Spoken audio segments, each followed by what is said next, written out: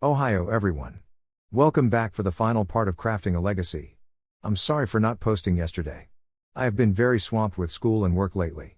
I'm currently in my exams weeks in school and there's a lot to do, so I might miss some days of uploading here and there in the following weeks.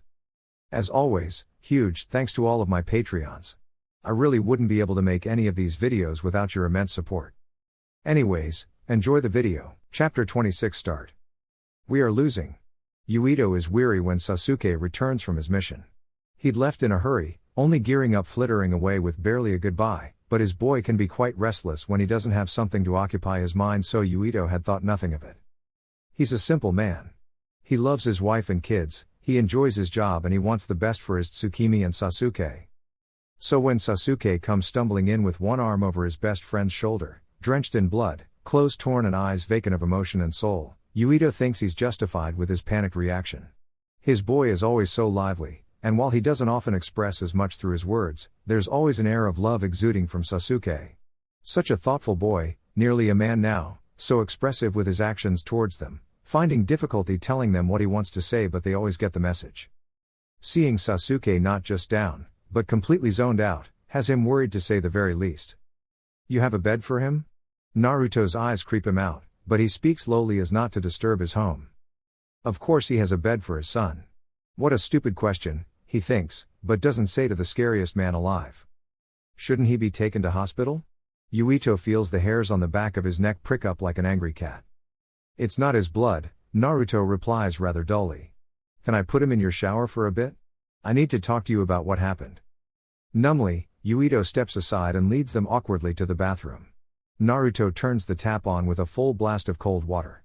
Sasuke flinches as it pelts his body, washing flakes of dried blood from skin. Yuito and Naruto close the door behind them as Sasuke begins to strip down of his damaged clothing. Naruto doesn't seem to be standing too tall himself. There's something of a miserable slouch to his shoulders. His coat has been shredded, arms visible for once. But this Naruto is Sasuke's best friend, those two are thick as thieves. Yuito doesn't know him well though. He's a part of Sasuke's life that he'd rather keep separate from his family. Yuito is thankful for this, as much as it might be difficult for Sasuke to separate parts of his world from each other. The lifestyle of shinobi is quite a bit different to civilians like their family. If people like Naruto were waltzing around them all the time, things could get complicated. Like it is right now. And he doesn't even know what's happened. In the dim light of their living area, Naruto decides to speak. I want to keep an eye on him, but I think it's you that he needs more right now. Naruto's eyes don't really look at him, drifting over to where he knows Sasuke is. Yuito would be concerned about the noise of the shower waking up Tsukimi, but his worry for Sasuke has superseded his concern for just a single night of good sleep. Himari stumbles in, having been a light sleeper since the time Tsukimi was born. Her eyes are glossy after just waking up. Yuito? What's with the noise? Unsurprisingly, she's slightly grumpy. Yuito pays it no mind. Sasuke's back. He tells softly, voice low. And expectedly, she perks up brightly. Filled with a sudden vigor, she looks around frantically before her eyes fall on Naruto. The disappointment in her eyes is clear, but she doesn't forget her manners. Naruto-sama. Himari dips her head in respect. She becomes somewhat alarmed at Naruto's own state. Torn clothes and blood everywhere, with dirty marks where open cuts might have been once. The way he hears it from Sasuke, Naruto has some kind of superhuman ability to heal from his wounds in an instant. Would have been nice to have that ability after he fell from a stepladder doing maintenance on their home a year ago. Sasuke is alive, and mostly uninjured. Naruto reveals quietly to her. He is rather astute, reading her so quickly without knowing her. A shinobi's attention to detail is quite frightening, nothing gets past them, least of all this one in particular. Although he thinks one must have to be quite observant to have picked on the tiny traces of treason that have been brought to light in recent events. It really is quite scary that something like the great exodus of traitors from the village could be spurred on by tracking only the slightest of hints. Something so subtle, and Naruto had exposed it with care but with ease. There is something off about him, Yuito thinks though. Naruto had given them a chance to flee, and if gossip were to be believed, enjoyed hunting every last one of them down. He can't quite wrap his head around the logic, but the common consensus is that he didn't want bloodshed in the streets. Sasuke isn't a complete opposite. He has a fine eye for detail, sees things that seem inconsequential and with an incredible memory that can dredge up seemingly the most useless detail of an earlier time that becomes a big and important issue later on, or would if he doesn't tend to them the way he does. He's meticulous and clean, he doesn't like getting in people's way but won't shy away from asking for help. Although it seems unlike his friend, he doesn't enjoy battle for what it is but for the results he gets from them. Fighting is merely a means to an end, not a competition or recreational activity. He knows that Sasuke and Naruto are related by blood, but he doesn't know how the two can even be friends to start with. Rumors do tend to fly across Konoha, even earlier in the boys' shinobi careers. Naruto had violent tendencies, and he'd been willing to risk war with Kusagakure for one girl, because she's his family. Far removed, but family. Himari and himself value family similarly, so he can kind of understand, but Naruto didn't grow up with one. So where had he learned to channel his gifts into the protection of one's family? Sasuke, he could understand too, and while their boy is protective, doesn't have a kill first ask questions later attitude. Yuito doesn't want this kind of man in his home, but he needs an explanation. Sasuke has killed Itachi in battle. Naruto states bluntly. Yuito and Himari's eyes widen. Itachi is finally gone? Out of Sasuke's life for good? He had his heart set on it, so he kept his cool and fought well. But now, I think he's struggling to come to terms with it. He needs your support for this and more right now, though. Something big is coming that will put you and everyone else on the planet at risk. I don't want to sound cruel or callous when I say this, but if Sasuke doesn't return to himself, we could lose everything. He needs to be ready because our enemies aren't going to wait for his mind to settle. Yuito's jaw drops and he clenches his fists in anger. You would demand more of him after this? He just killed his brother, and you want more? Yuito hisses in righteous fury. Naruto is wholly unaffected by the change in his tone and posture. His calmness in this situation pisses Yuito off. I'm not asking you to agree with this because I understand that shinobi culture is vastly different to that of civilians. Naruto doesn't seem irritated at the questions. All the same, Sasuke is at risk and so are you. Regardless of what either of us want, Sasuke will choose to step up and defend you in Konoha, with his life if need be. Then do it yourself. Yuito grits out, frustrated. Naruto does react to that, narrowing his eyes. Yuito freezes on the spot, realizing that it's not exactly wise to anger the strongest man in the world. But Naruto reins himself in and answers, albeit somewhat stiffly. If I could do this on my own then we wouldn't be in this situation. I'll do my utmost to prepare with what little time we have left, but I am still just one man, trying to prevent the resurrection of a primordial entity akin to a god. If you can think of a better solution, then let me hear it. Otherwise, just play family like you usually do and hope Sasuke comes back to his senses enough to help me win this war. Then he vanishes with nary a trace, leaving behind only a tiny gust of wind that they feel barely on their skin in the chill of the evening. Yuito feels numb. He realizes that the sound from the shower has gone. Yuito and Himari try to find him in the house and find him in Tsukimi's room. Sasuke's hair is wet and his body is clad in soft but warm clothes. The blood is gone but the dark circles under his red-lit eyes haven't faded. Tsukimi's forehead gets a poke, and their daughter mews in discomfort but doesn't wake. The stirring gets a huff, maybe even the slightest, tiniest amusement from Sasuke, and Yuito thinks that everything might just be okay. Their boy looks up at them. His eyes are different, even more so than the Sharingan they know. But his face is the same, and the tears pouring silently from his eyes are the same as that sad boy who was forced to leave them 3 years ago. Sasuke. Himari wraps her arms around him in an instant. Near silent sobs are enough to make his stomach sink. Karen watches passively as Naruto paces back and forth in their apartment. She'd been more than a little worried when he'd come home covered in blood and with torn clothes. She'd never seen him in such a condition before. But even now, he hasn't given up. After being chased away by the Akatsuki and the world is now sitting on the edge of a blade, Naruto's cunning mind still whirls with plans and methods on how to proceed. Giving up isn't on his mind. Ever. There is rethink the strategy, but there is never it is time to surrender. It's one of the first things that she started to love him for. His persistence and can-do attitude. It's what saved her life more than once, it's what gave her the confidence to move on from her past. Naruto has been her beacon of bravery since the day they met. How many girls could say that a man, a boy at the time, is willing to start an international war to protect her? But sometimes, just sometimes, she sees that Naruto overthinks things. Everything he does is so calculated. He runs through scenarios on repeat in his head, always trying to examine everything from every possible outcome to calculate the most rewarding results. He does it on the fly, too. Always coming up with something, and she's sure that no one really sees past the first impression of him simply being another bloodthirsty Uchiha. And that's what she thinks his problem is right now. He's thinking too much. Enough.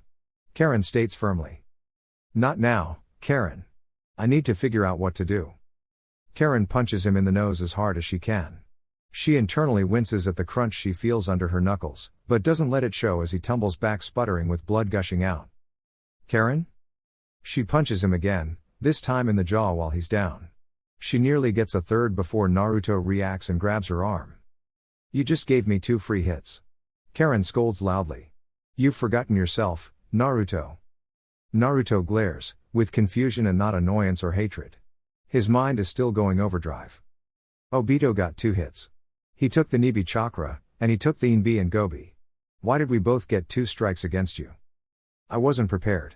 He got the jump on us and got those hits because we sprung his trap like morons. Are you Uchiha Naruto or not? Karen screams at him. Naruto reels back, unused to her genuine fury at him. His nose snaps itself back into place slowly, but his purple eyes don't blink away. Let me tell you what you are, because you don't know anymore. Uchiha Naruto was willing to wage war against an entire enemy nation by himself to protect me. Uchiha Naruto turned his best friend into a Jinchuriki because he had to adapt to a shitty situation.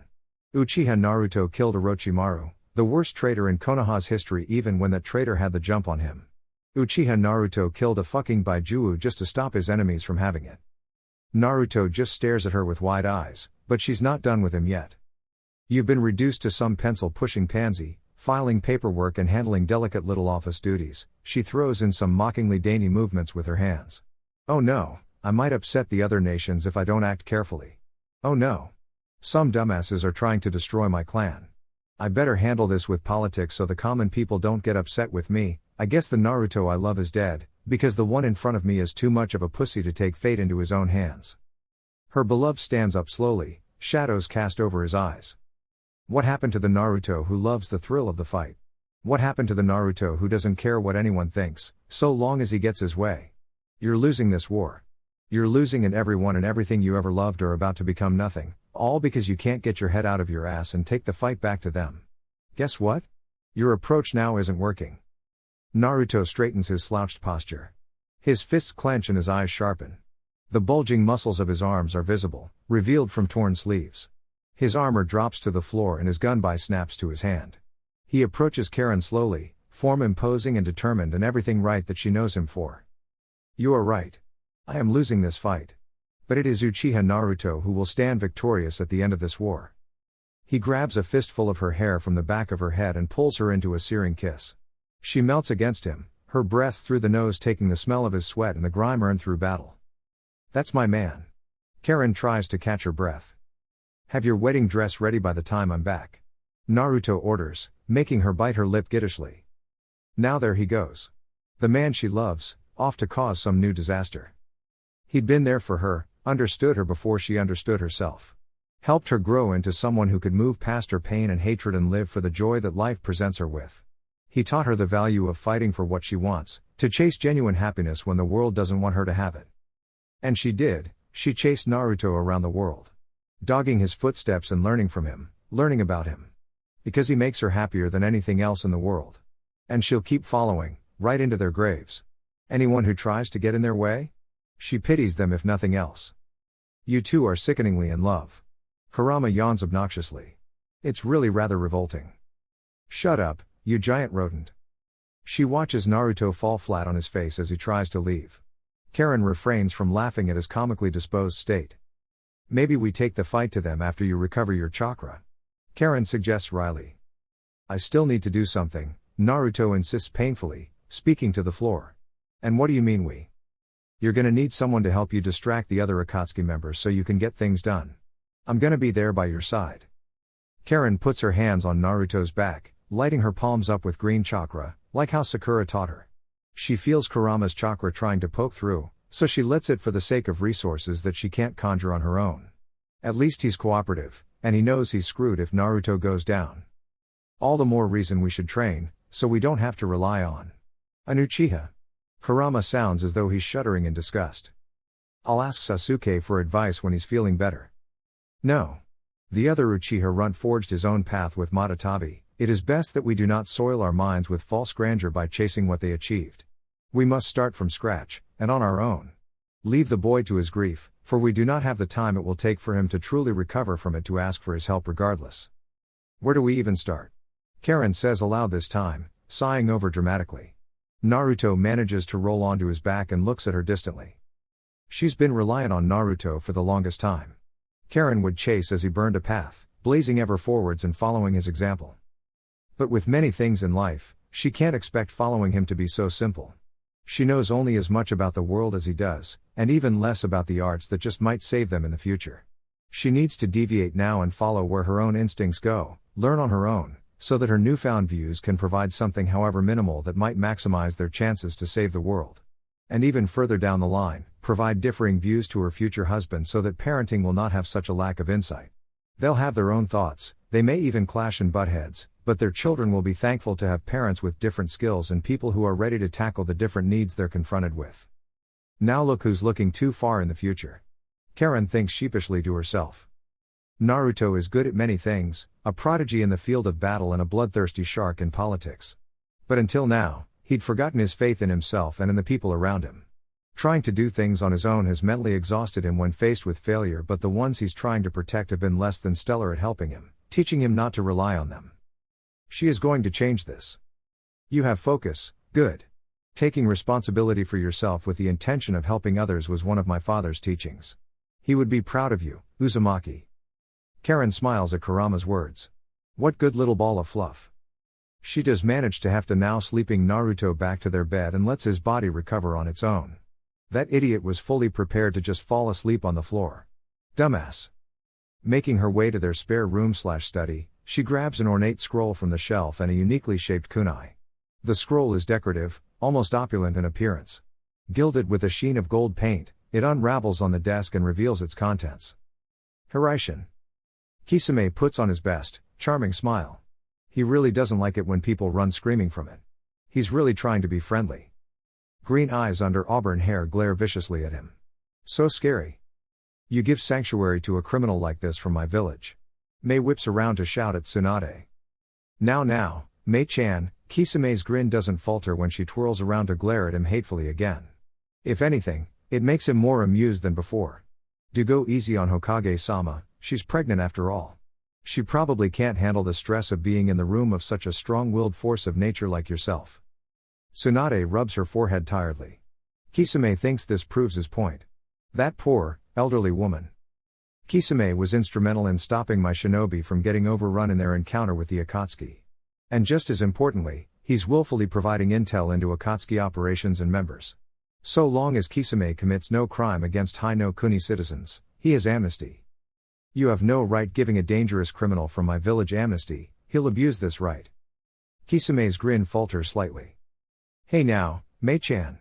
I think you might be ignoring the fact that my defection from Kirigakure is much the same as your reason for starting a resistance. I'm no more a traitor than you are. You murdered innocent shinobi from my village. Under Yagura's orders, Kisame interrupts shortly. And I left because of that. I would say your little merry band of defectors killed a few more of Kiri's shinobi than I did. I mean, can you say that you've killed someone that you're sweet on like I have because your Mizukage told you to? I had friends too, you know, friends I was ordered to kill. And that's what drove me to leave and find peace. So you joined the Akatsuki? Mei spits out with vitriol. Kisame sighs. The woman just doesn't get it. Forced eternal happiness is a very attractive and tempting solution to anyone with no joy in their life. The chance to bring myself peace with my own hard work, dedicated to a cause to bring everyone happiness alongside like-minded people who have known little more than suffering in this world of war and conflict was enough to entice me. I believed that I was doing the right thing and a little blood and guts spilled would be a means to an end. Shinobi still work like this, and you can hardly scold me for doing the same thing that every nation does while under the banner of an independent organization. What you did was treason, turning your back on your people when they needed you. My people? The same ones that hated me for being blue? The same ones that ordered me to kill the few that did like me? The people that chose to hate me for no reason even before I left? It sounds lovely when you pretty it up, but the inside is as rotten as the rest of the world. I've come to terms with the world as it is with its lies included, but you haven't. You refuse to acknowledge that the systems in place cause people like me to happen. Itachi and Obito too, and the rest of the Akatsuki. At least Konoha is willing to give me a fair chance, probably the first I've had in my life. To her credit, Mei actually does look a bit conflicted from his words. Actually absorbing the information instead of being too stubborn to accept that not everyone has hers or anyone else's best interests in mind is a vital trait for a benevolent leader. A shame that not all village heads are like Mei and Tsunade. What will you do with this chance? Mei asks finally, weary from being so amped up for what he thinks is no real reason.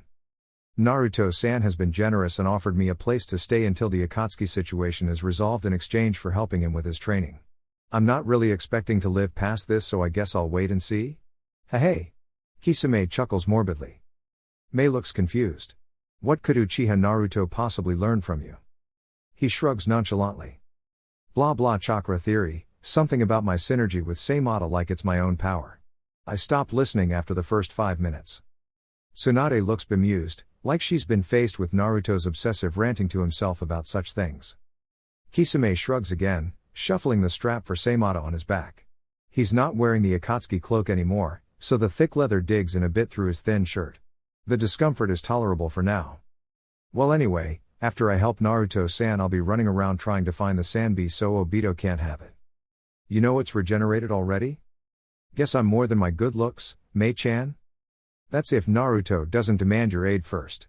You'll help him if you want to live. You're really bossy, Tsunade-san. Kisame points out unnecessarily. Tsunade looks at him quite seriously. Remember, Naruto is the one who vouched for you. Betray this temporary truce and he'll be the one handling you. And as far as anyone is concerned, you've got limited options. I can behave. Kisame grins again. Oh, what fun it will be to fight to the death once more. Sakura is winding down after a long shift at the hospital with a warm dinner cooked by her mother and a nice lay down in bed. She picks up the framed photograph on her bedside table.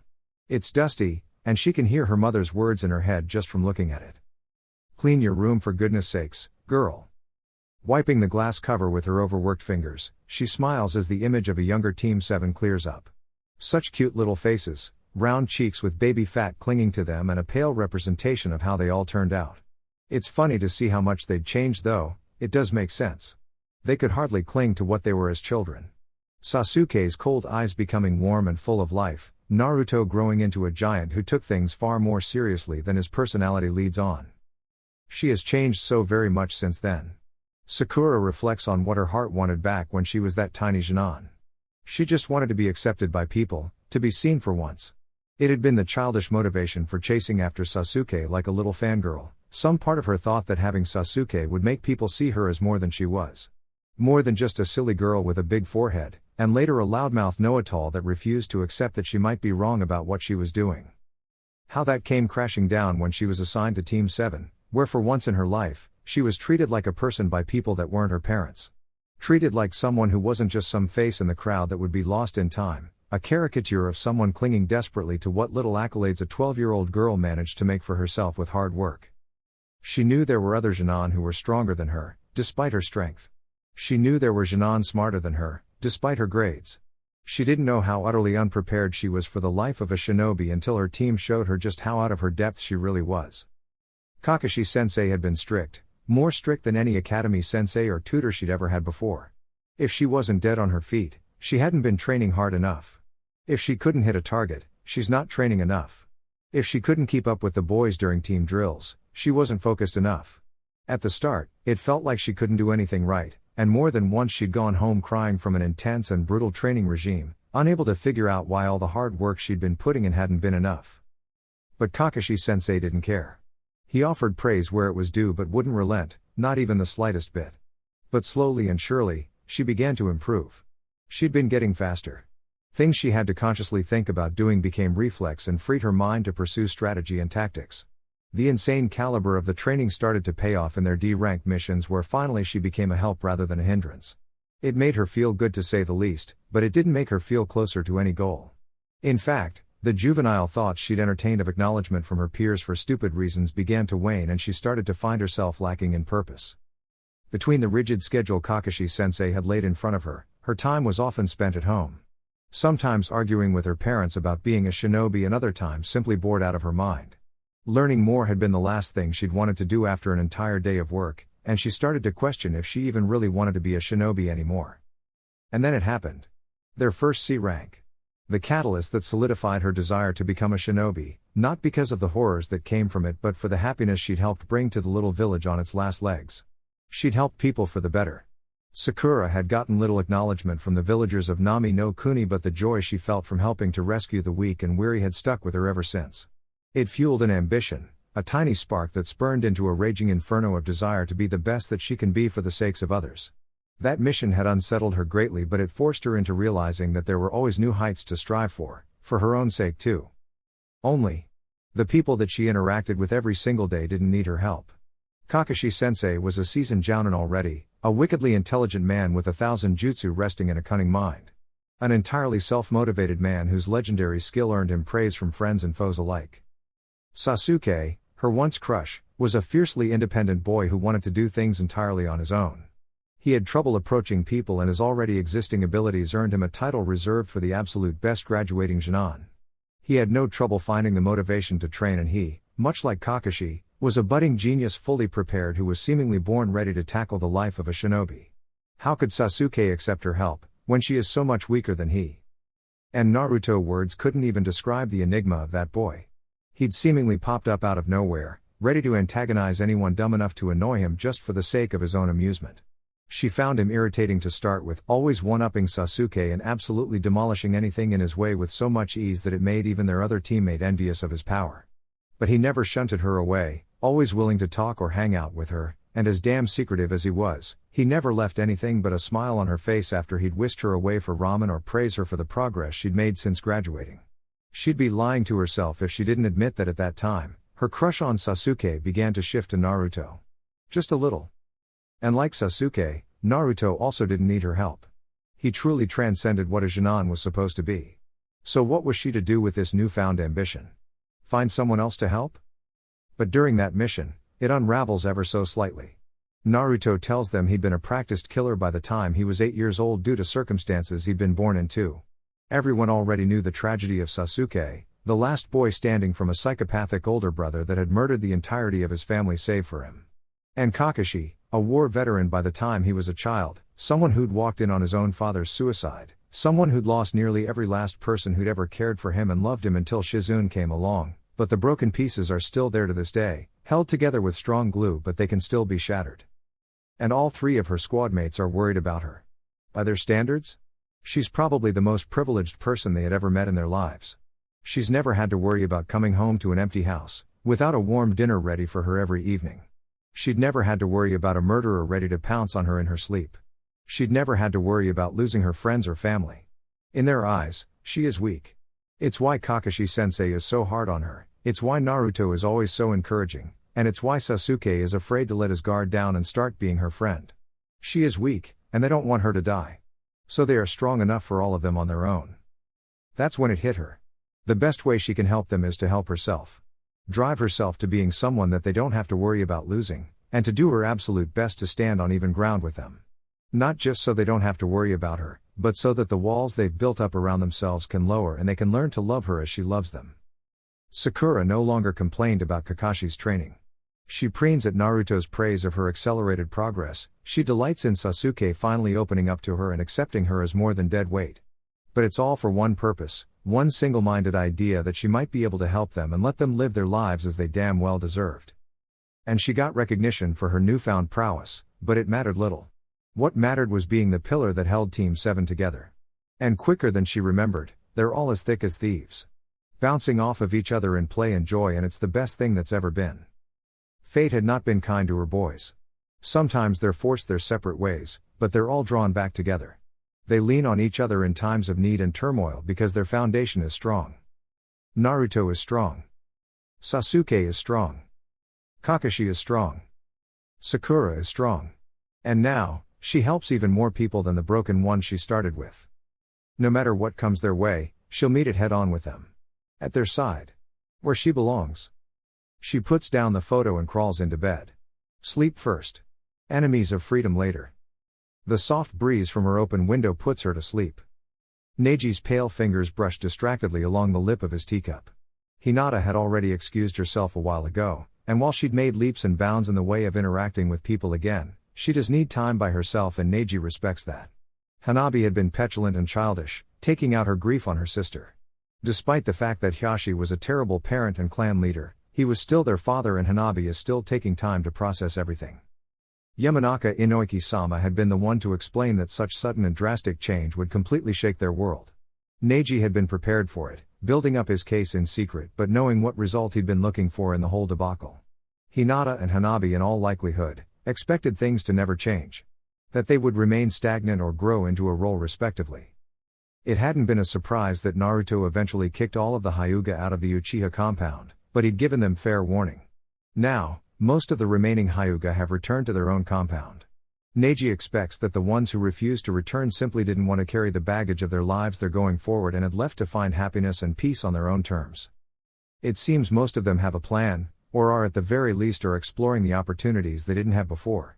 Some find new jobs, some stay as shinobi with a renewed sense of self-purpose, others blaze forwards and taste things they'd never been able to, like partying or even simple things like social interaction. Part of him thought that they'd all stay together at the end of this road, but years and in some cases, decades of emotional and physical abuse had left marks or mental scars that everyone needs to work through in their own ways before they're ready to be united. Some may never come back, but they always have a home. Neji has made sure of it. Now, as the de facto leader of the Hyuga clan, he has achieved his goal. But unlike the others who are finding themselves, Neji feels lost and unsure for the first time in years. He knows that he must stick around and help his cousins through their traumas where possible, but he wants to believe that after his immediate responsibility to his clan, that he has a future ahead of him that is brighter than he ever dreamed. His thoughts drift firstly to his peer of sorts, Naruto. The man is a titan that doesn't let anything stand in his way, and Neji drew confidence from it somehow. He supposes that he looked to Naruto as a kind of role model, someone he could aspire to be like so that he too may achieve his goals, ethically as he wanted to, but effectively. Naruto is always going on to greater heights, growing in power for a goal that few knew of, as explained to him by Sakura. He's got this thing. I don't think he really wants all that power for himself. Ever since we were Jinan, he'd told us that he dreamed of having a family of his own someday. He loves to fight, he really does, but once you get to know him, well, let's just say he'd give it all up if it meant protecting Karen. Family is Naruto's endgame. Neji rarely entertained the thought that anyone in the clan besides his father and Hinata were family. But still, he could hardly go making a family with his cousin. He shudders at the thought. But Neji does look towards his role model's dream. A family of his own, where he'd be a reliable and kind father with an equal woman at his side. Highly idealistic, he knows. But he doesn't really know what a normal family is supposed to look like. Or at least he didn't, until he started focusing his attention on the young woman who'd been helping him for months now without expecting anything in return. Sakura. He dips his head down despite knowing that there's no one else in the room that could see him blush. She'd grown up with a wonderful family, and despite growing up in a civilian family, she was afforded the opportunities to chase her dreams with their support. And she'd turned out so loving and kind, so beautiful and caring, and just so right in ways that make his heart flutter just thinking about her. Neji is a realist, despite the harsh nature of the world he grew up in. He knows that there's always the possibility that things wouldn't work out for them. But he wants to try, really wants to try, and he hopes that Sakura will reciprocate. He stands up and shakes off the stiffness in his legs. There's really only one person he thinks that he can turn to in a time like this. He walks into the courtyard of the compound, where he finds his father sitting peacefully by the drained and dilapidated pond. "Can't sleep, my son?" His father asks without turning around, gazing at the half-moon's light washing over the garden. "I probably can, I simply cannot be bothered to try." Neji replies, languidly resting against the bridge over the pond. "What bothers you?" Father asks astutely but kindly. Neji breathes deep of the cold evening air. It bites his lip as he drags it in, but it's nicer than the stuffiness caused by incense permeating the living areas. "I worry for my own future. And I feel selfish for doing so when the Hyuga still need me." Hisashi chuckles lightly, almost unbearable. "My boy, you have already shouldered our burdens for too long. It should never have befallen you to correct the mistakes of men who passed hundreds of years ago. If you worry, then go. Live your life. I will be here waiting. Let yourself depend on me for once. Have a drink with your comrades, go chasing skirts if you want. You've already made sure that we have a brighter future than ever. Rest for once, my son.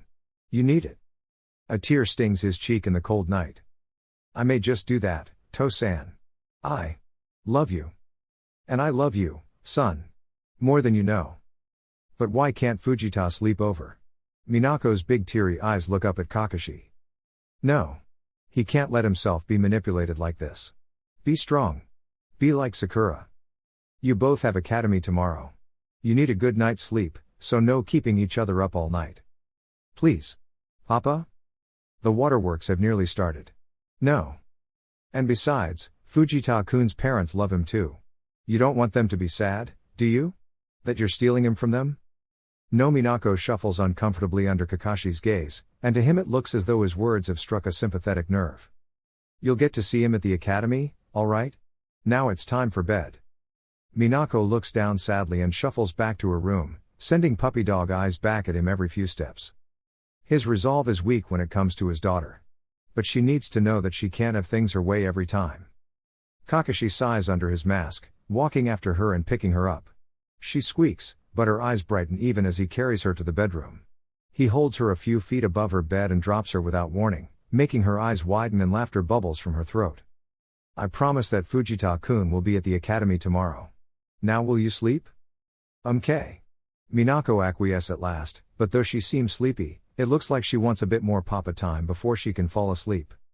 Ara, does my little Minako-chan need a bedtime story? No. She bursts out. I'm too old for that, Oto-san. Oh? You're too old to spend time with Oto-san before bed? Kakashi teases. Minako is quiet for a second. A rare occurrence. Papa. Can I see your real face? The request catches Kakashi off guard. He was about to ask why, but what reason would he need from his daughter to see his face? It makes him a bit sad to think that his obsessive desire to keep the mask on would change Minako's perception of him. He pulls it down without another word and her face brightens. Her little hands run all over, scraping against a tiny stubble and tracing the scar over his eye. She pokes the mole on his cheek and the fascination she has with his real face as she put it is palpable. It's not the first time she's seen it, but it does pose a sense of playful entertainment that she gets to touch it rather than the mask. There'd been many occasions when she'd been a baby in his arms, tugging insistently at everything she could and nearly demasking him in public, and she'd cry and wail if she didn't get to see it. The mask has always been a part of his identity. Something he'd clung to for the longest time, especially after his own father's death. He didn't understand it at the time, but the sneers and comments he would get in the street as a child about how much he looked like his traitorous father had impacted him greatly. He had a feeling that if hair dye had been a thing when he was a child, he would have used that too. Minako starts to get dozy, and Kakashi pulls the sheet up over her as her fingers drop from their invasive prodding. As expected, she's asleep in no time. He trots out of the room quietly, eyes starting to droop. He really wants to go to bed, but he can't stop thinking about what's about to come. Kakashi? Startled, he turns to one side and sees Shizune standing in the hallway with a cup of tea in her hands. She immediately puts it down on a shelf and damn near identically to Minako, she glides her hands over his face, which he realizes now is still exposed. Minako definitely inherited this much from Shizune, down to the bright smile. His face pulls into a smile of his own, tempered by thought but genuine. Does it trouble you? He asks her quietly, leaving her to her ministrations. The fight? Yes, I always worry that this might be too much for Konoha to bear, and especially you. I didn't mean the Akatsuki. Kakashi tries to word his doubts carefully. I mean, me wearing the mask. Does it bother you? Her expression becomes one of realization. The smile she wore became somewhat caring. No, Kakashi. It never did. This little mask is a part of your identity whether you like it or not. You feel more comfortable with it on. I think everyone understands it. Even Minako? Kakashi's gaze returns to the door to their daughter's room, though his movement is unpracticed. He's still getting used to seeing through both eyes again. When she's old enough to understand, she will. She just wants to see Papa's face sometimes. He still feels naked without it. Instinct tells him to pull it back up, but he shuts himself down when his hands almost reach up. Shizune, though, shuffles her hands down and pulls the mask up for him. He looks at her confusedly. I can see this whenever I want, whenever I ask. I know that you're comfortable showing us, but I know that it's a habit that you don't want to break. Maybe there'll be a time where you don't, or maybe that time will never come. But it doesn't matter, Kakashi. It's about what you want. Don't worry so much about us when you already do so much. We accept you, mask and all. Kakashi feels frozen on the spot. Acceptance? Does he not accept himself for what he is when other people do? Why do people accept him for this flaw? He likes to think that he's a bit more reasonable than the impulsive youth he once was. But how can she just accept that her husband is always hiding behind a mask? It doesn't make sense to him, and he feels selfish for not having given enough consideration to what his wife and daughter need from him. You fret too much. Shizune winks and flicks his bare forehead. I love you. We love you. That's all you should need, we accept you for it, so. Just come to bed and stop stewing on it, please. Ah. Yeah. Let's go to bed. Kakashi's eyes crinkle up in a loving smile. He is accepted for who he is. By his family, his friends, his students, and everyone around him. He just didn't see it before. They trudged their way tiredly to bed, and Kakashi's train of thought casts Obito back into his mind. He and Obito had been similar, not in personality but in their desires as children. Always looking to prove themselves and be accepted by those around them. They'd both be racked by tragedy, and Obito had never been given a true chance to get what Kakashi had been given and had earned for himself. Kakashi found solace in reality, and despite everything that had ever happened to him, still found the will and strength to chase what made him happy. He has a wife and a daughter, shining stars of his life. His students love and defer to him when they need to, so he is given acceptance by them as their mentor.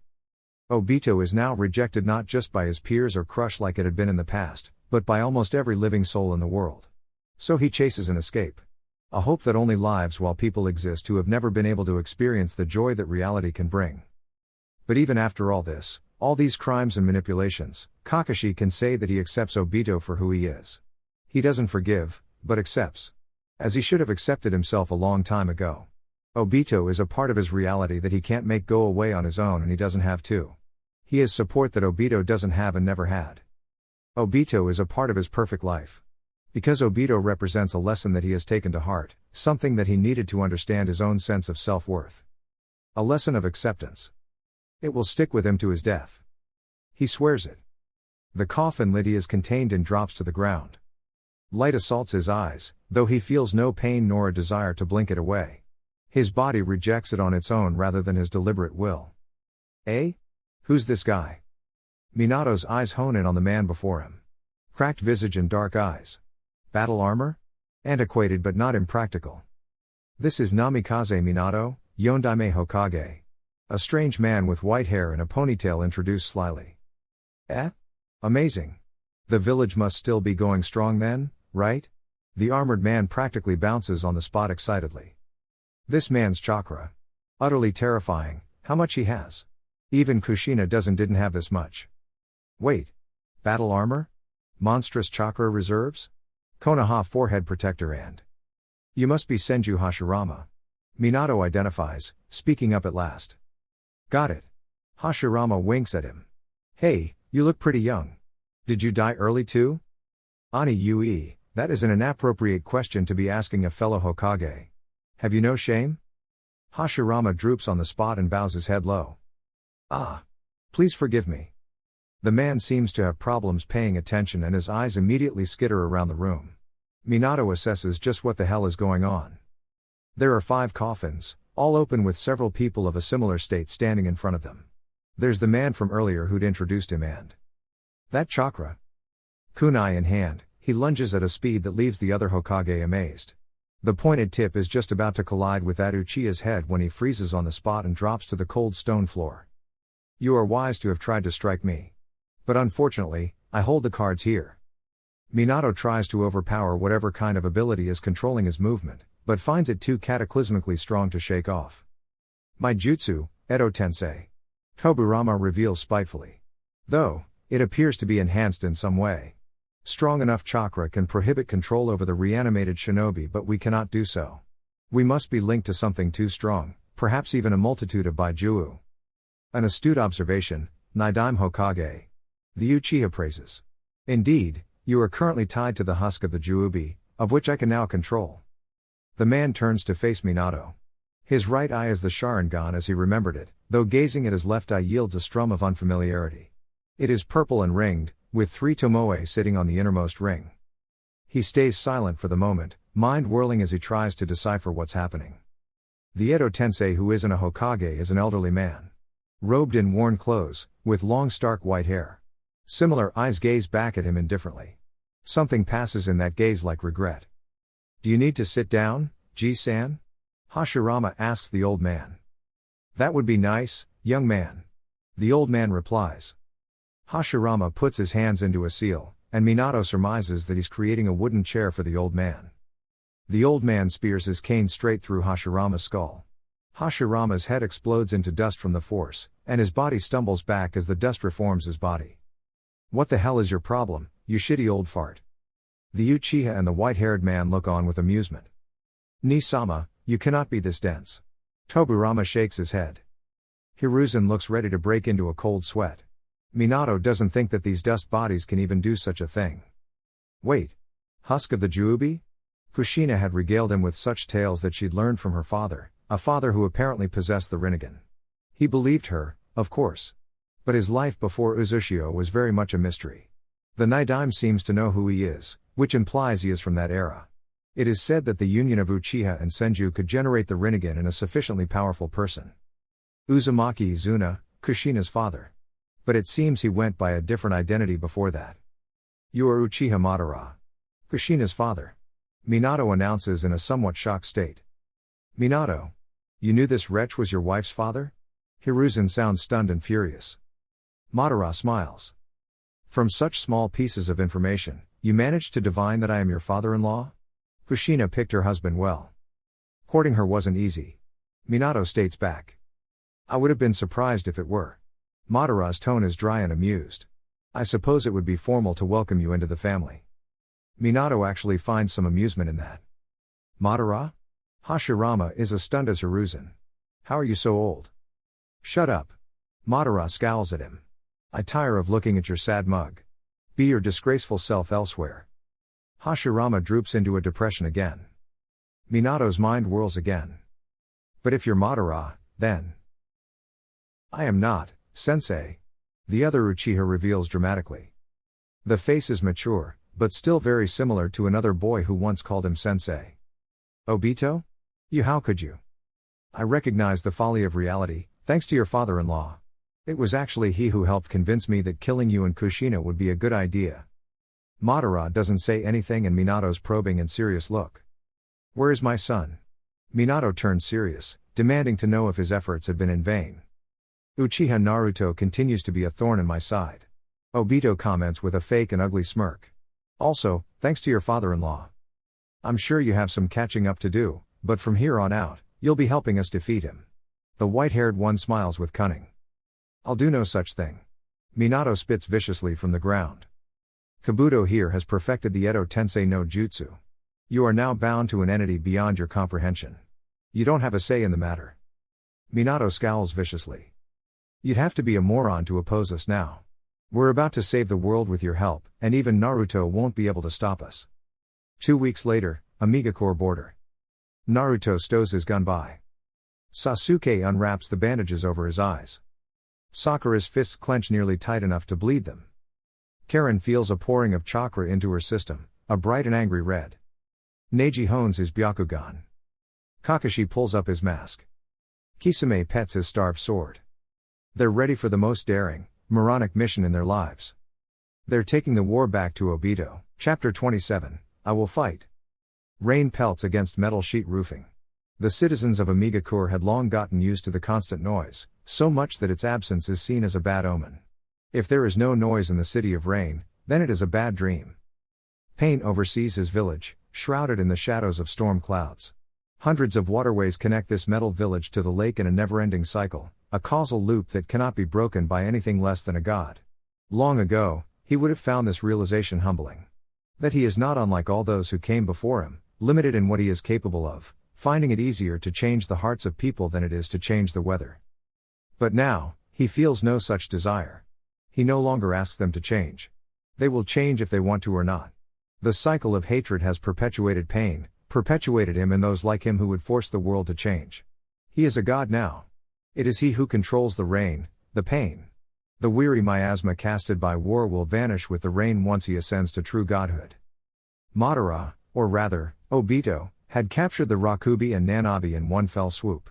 Not only that, but also stealing the old Mizukage's corpse for the faint traces of Sanbi chakra contained in it, and a pair of brothers once known to possess the power of the Kyuubi were reanimated and had their power stuffed into the statue. All they need now is the Hachibi.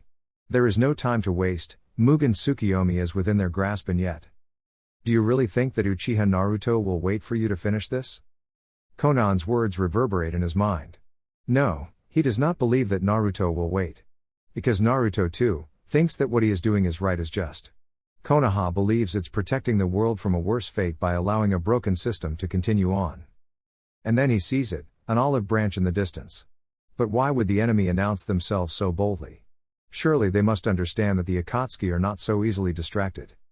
Flares of dark flame appear in the horizon, somewhere that only Pain could see from his tower. It's something beautiful. Something he didn't think Naruto was capable of. Mercy. Pain is a god. But so is Naruto. Their battle will come at the expense of the innocent. The people they are fighting for. The enemy understands this, for there is no future for either of their dreams without the ones to facilitate it. He could go and find Naruto himself, but Ame is a village that is cursed in nature. It has always been a battleground for the strongest of every generation between nations. It represents something that weathers any storm and any conflict. Unyielding, unwavering, unassailable. There is an opportunity, but is he perhaps being too whimsical?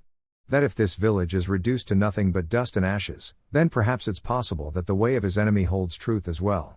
Does he leave his village in the hands of fate? Jiraiya sensei told them once when they were children, that the cycle of hatred could be destroyed. That peace could prevail over war. Nothing has ever lived that will not die. If Pain and Amigakure meet their end together, does that mean that there is still no hope?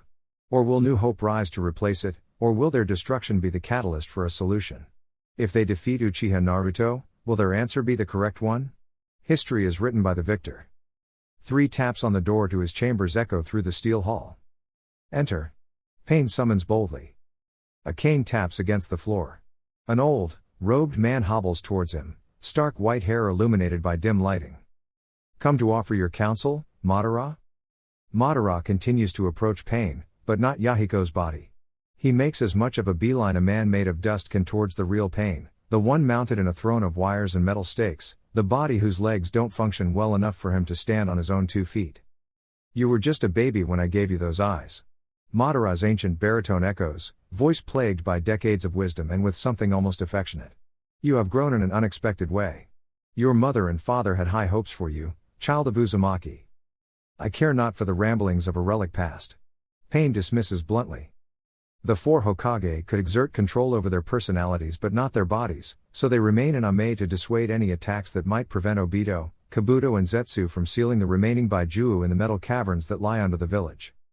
Madara, however, could not be controlled in either spirit nor in body. It appeared that because a piece of him is still technically alive, he is granted some form of agency over his own dead self. Not that a man that was already dust by the time he actually died would be of any use in a combat scenario. Still, a white Zetsu had tried to absorb his chakra to make some kind of younger deterrent version. It hadn't worked. You played your part well. A refined tool to my original scheme. Madara comments with cruel words but no inflection. But it appears now that all you are here to be is bait for my grandson. How pitiful, that an Uzumaki with my own eyes could be so weak, delegated to being little more than fodder. Where is your passion? Your sense of self? Those things were robbed from me by the world your kind left behind to me. To the rest of us. Now, only Pain exists. Madara doesn't acknowledge this physically. His eerie, ancient gaze appears inaccessible. Don't throw stones in a glass house, boy. Pain narrows his eyes. A dark stake erupts from his leg mount and launches towards the old man. The giant metal rod freezes midair in front of Madara and drops to the floor harmlessly with a loud clang. Juvenile. Madara nearly tuts. You are the most experienced wielder of the Rinnegan since the Rikudo Sennin and you used its power to throw a stick at me. I would be insulted if I did not know that you are just a lost and unfortunate boy. Are you quite done with your tantrum? Because I will speak now, and you will listen. Anger coils in him viciously, but he stays his tongue. You, like me, are a coward. But unlike me, you can still change. Rage bleeds into confusion. I am a coward, because I sought escapism instead of solutions. I ignored reality and it struck back at me violently. When your head is buried in the sand, you cannot perceive the dangers around you, and more importantly, what your inaction leads to. I was born with blood of hatred, where my very bones demanded of me that I kill. And when I tried to run away from it, I was met with the cold facts that what I have done in my life would never give me absolution and freedom. I thought that this plan would fix everything, create a world in which no one would be born into circumstances like I had been. Madara begins to levitate, creaky joints cracking into crossed legs. I ignored that I perpetuated my own problems. Instead of seeking a solution to my cursed blood, I wanted a reality in which it wasn't. Instead of taking action to protect the ones I love at the expense of myself, I lost them. It was only in the twilight of my life that I truly understood that I had been born into a world that is very cruel, cruel beyond all measure. But rising from the shadows and into the light provides an experience and euphoria that is unmatched by any cruelty contrived by the self-delusion of the human mind. We suffer, but we can live with the burden of suffering because hope gives us the ambition and drive to make things better for ourselves. Some suffer more than others, but we cannot truly embrace joy without knowing what pain is. We cannot enjoy escapism recreationally, unless we surrender ourselves to discipline that it is not the be-all and all solution to pain. Madara takes one great breath, a raspy baritone hindered by a near-dead body. In a sense, we are already born into a perfect world. That is why my soul changed. Because I came to terms with reality and found myself lacking instead. The human mind cannot comprehend a life without suffering and pain, because it gives us meaning. Robbing humanity of its struggles will only turn them into husks of who they could be, never able to explore the potential that those who come after us can bring. Perhaps they will learn from us too, and find an answer that we could not, but in order to do that, we must become our best selves in the lives we are given so that we can give them a future where such opportunity can be explored. We can do what we can with the time that we have, but the future does not belong to us. It belongs to them. And this speech is to dissuade me from my efforts to follow the plan that you left behind to me? No. This is my interpretation of reality, and a question in itself. Do you truly believe in this plan, or have you experienced so little joy that you are unable to see any alternative? I believe that no matter what your choice is going from here onwards, it is valid based on your experiences. You will succeed, or die trying. You will fail, and live on. You will succeed, but it isn't what you expected. You will die, only for someone else to pick up the flame of your ambition. You will give up, and leave the fight for peace to others willingly. The possibilities are not endless in this world we have left behind for you, but you have the agency to choose what you do, or don't do. Pain considered Madara's words. He'd been ready to discard them as simply the ramblings of an old man. Jiraiya-sensei's dream had always been one of a world in which people could understand each other. That dream had been the foundation of the Akatsuki, the first iteration. The idea that they could start an era of world peace by starting an Amiga core, create a world of words instead of swords. One of discourse, where people could share their experiences and others would learn from them instead of abusing them to their selfish advantages. The name Pain was brought about when the naivety of that dream became cynicism. They had tried with everything they had to change Ame and were brutalized at every single turn. Peace by trust in humanity was something hollow and unworthy of attention. Humanity would be forced to understand each other by mutual pain. They would all experience the same uniting pain, a god of which they would cower under, but even that dream fell through, because a life of only suffering and fear is one without any happiness. But Madara had seen this all before, understood the contrast of pain and joy, shadows and light, and just like Jiraiya-sensei, is choosing to share those growing pains with him. Madara believes that in his subjective world of truth, that he really does understand how the world is and how it ought to be.